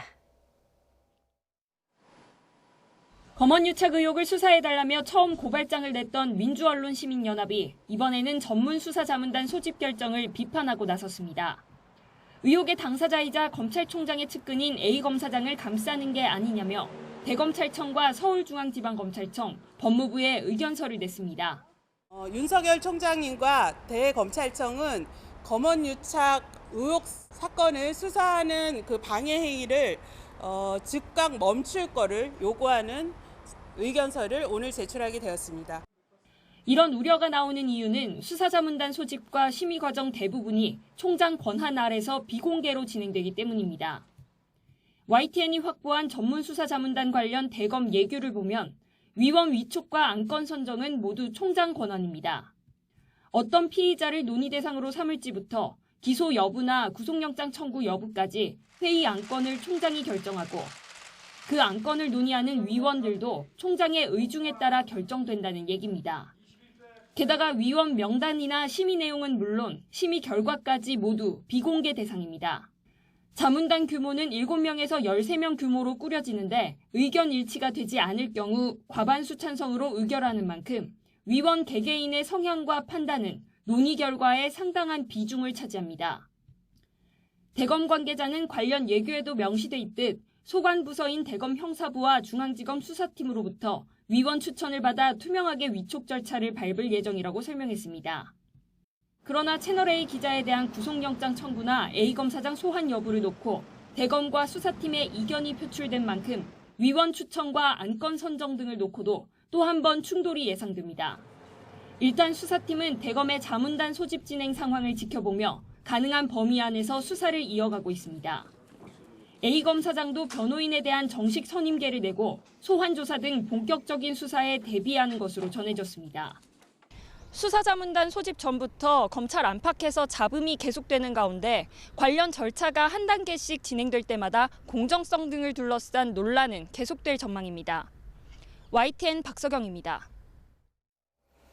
이른바 검언 유착 의혹을 MBC에 제보한 지모 씨가 검찰의 피고 발인 소환 통보에 대해 10여 차례 고발당한 나경원 전 의원 피고 발인 조사가 이루어지면 출석하겠다는 입장에 변화가 없다고 밝혔습니다. 지 씨는 변호인인 황희석 변호사가 SNS에 올린 입장문에서 이같이 밝히면서 기자들과 검사장의 사전 모의 정황이 밝혀지고 있다며 자신을 업무방해로 조사하는 건 비상식적이라고 덧붙였습니다.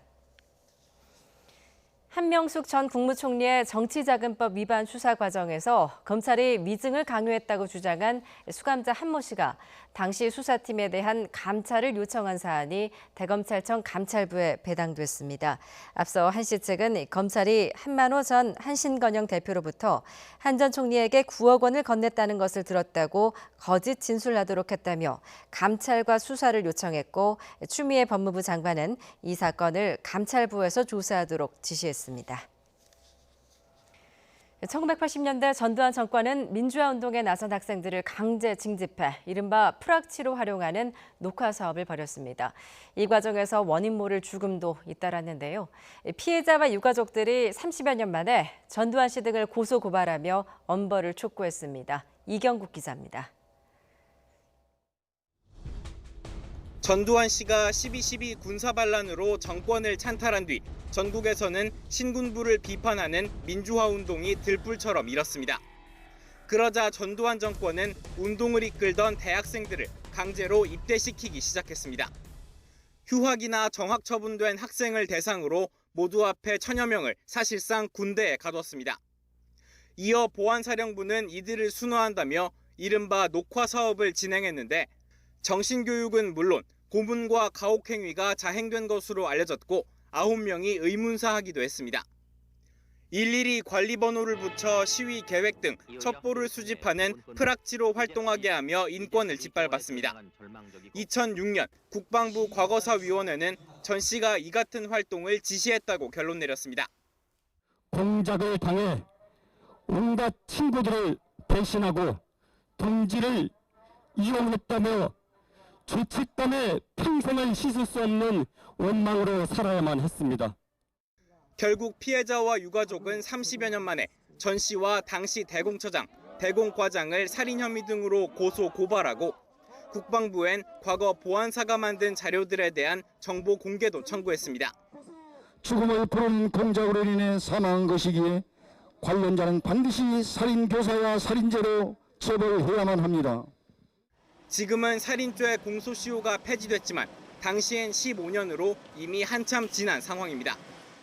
하지만 유엔 협약에서 구성원에게 중대한 육체적, 정신적 위해를 가하는 경우 등을 집단 살해로 규정하고 있고 집단 살해가 인정되면 헌정범죄 시효법에 따라 공소시효를 배제할 수 있습니다. 결국 일반 살인죄와 집단 살해죄 중 어느 것이 적용될지가 검찰 수사의 관건이 될 전망입니다. 민주주의를 짓밟으려 한 신군부의 만행이 30여 년 만에 법의 심판대에 오를지 주목됩니다. YTN 이강국입니다. 즐겁게 고등학교 기능반에서 기능 경기 대회를 준비하다 극단적 선택을 한 고 이준서 군 사망 사건에 대해 시민사회단체가 교육부의 진상조사와 함께 기능반 폐지 등의 후속 조치를 촉구했습니다. 공동대책위원회는 중간 보고서에서 이 군이 여러 차례 기능반을 그만두려 했고 파트너의 비리 행위를 학교에 제보해서라도 그만두려던 마지막 기획마저 실패하자 절망감에 스스로 생을 마감한 것으로 보인다고 밝혔습니다. 제주공항 보안이 또 뚫리는 일이 발생했습니다. 이번에는 14살 중학생이 다른 사람의 항공권과 신분증을 이용해 비행기에 탔다가 출발 전에 적발됐습니다. 고재영 기자입니다. 14살 A군은 제주공항 출발 대합실이 있는 3층에서 33살 B씨의 지갑을 주웠습니다. A군은 지갑을 주운 지 5분 만에 지갑에 있던 에어부산 서울행 항공권과 B씨 신분증을 이용해 대담하게도 항공기 탑승을 시도했습니다. 공항 보안 검색대를 통과할 때 14살인 A군은 무려 19살이나 많은 피해자의 신분증을 이용했는데 보안 검색 요원으로부터 아무런 제지도 받지 않았습니다.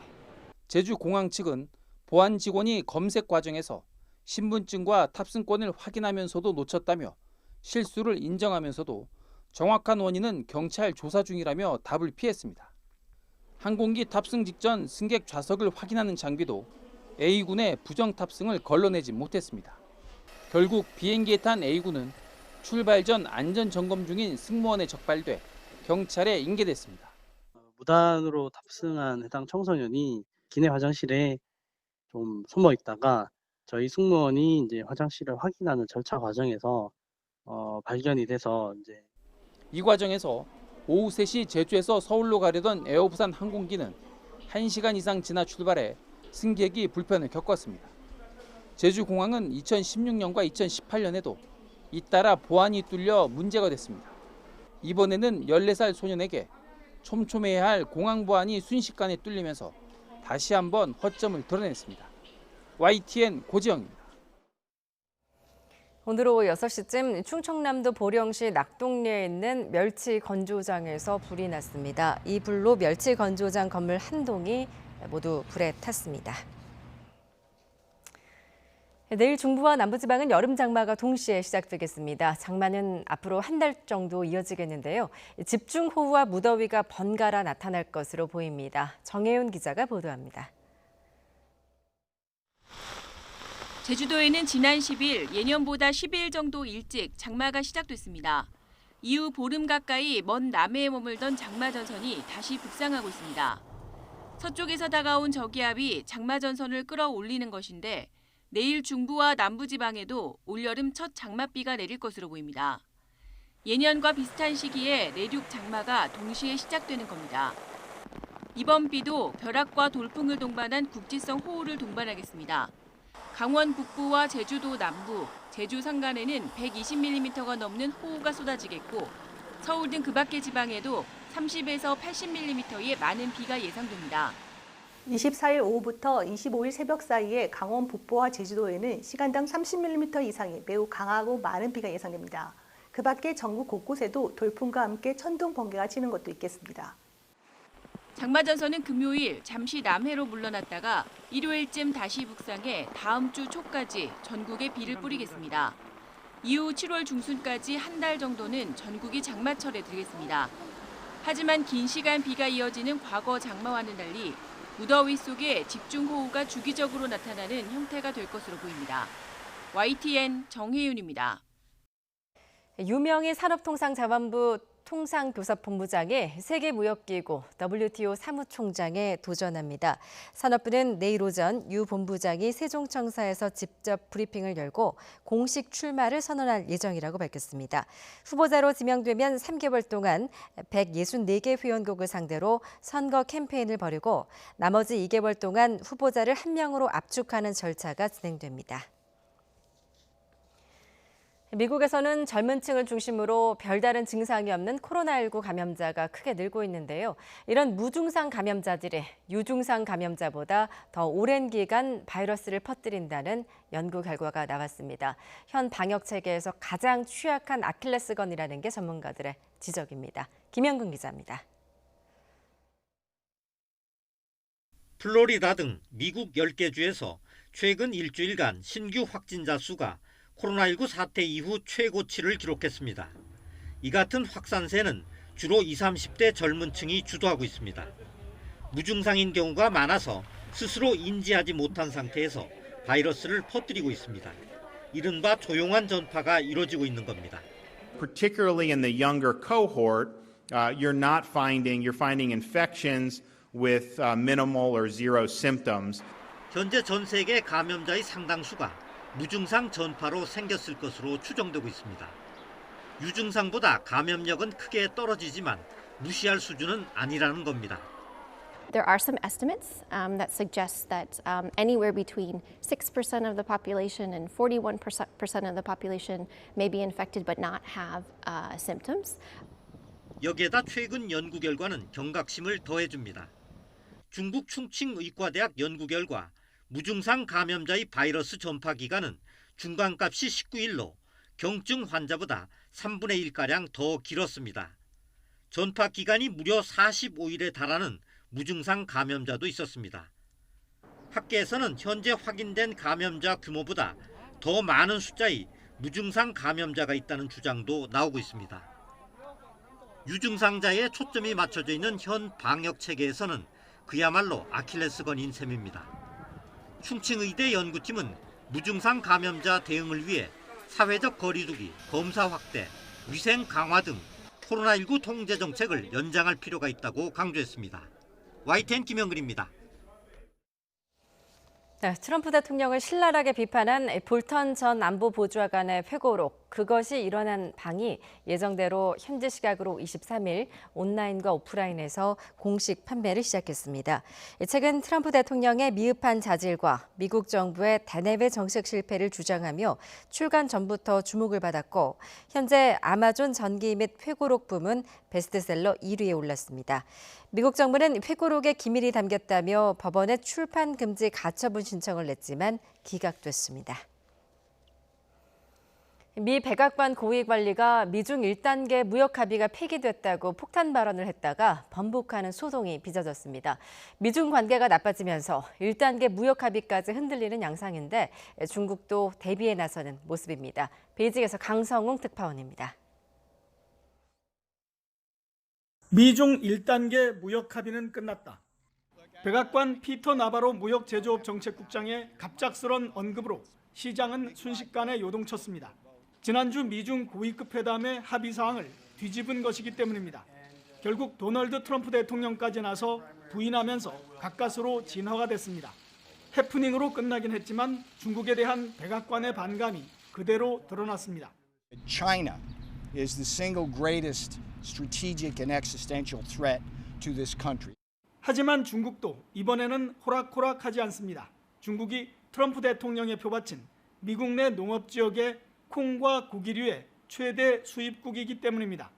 중국은 최근 미국 타이슨사의 닭과 오리 등 가금육의 수입을 전면 중단했습니다.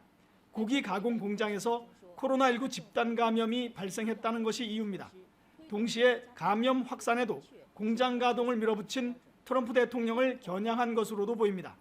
美国总统特朗普于4月底签署行政令，动用国防生产法，要求肉类企业必须在疫情期间保持运营。 중국은 미국산 콩에 대해서도 코로나19 무감염 증명서를 제출해야 수입을 하겠다는 입장입니다.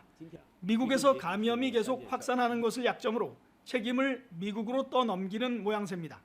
중국의 이런 움직임은 실제로 무역 합의의 이행이 어려워질 경우에 대비해서 미리 명분을 쌓으려는 의도로도 해석이 됩니다.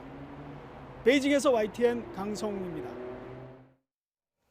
이 부동산 투자 분야 용어죠. 마스터리스를 대체할 쉬운 우리말로 재임대가 선정됐습니다.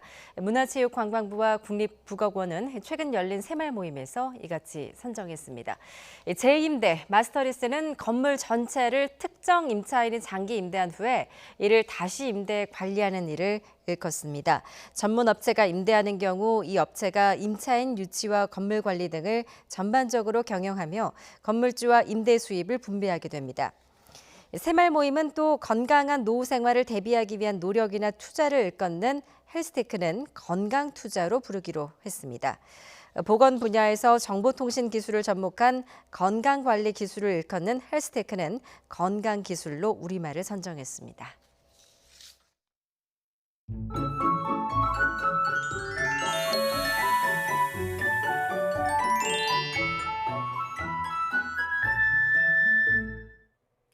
내일부터 본격적인 장마가 시작됩니다. 제주도에 이어 내륙에도 올여름 첫 장맛비가 내릴 것으로 보이는데 돌풍과 벼락을 동반하며 요란하게 내리겠고 특히 강원 북부와 제주도에는 시간당 30mm 안팎의 국지성 호우가 쏟아지겠습니다. 피해가 우려되는 만큼 대비 철저히 해주시기 바랍니다. 비는 내일 새벽에 서해안을 시작으로 낮에 전국으로 확대된 뒤 모레 오후에 대부분 그치겠습니다.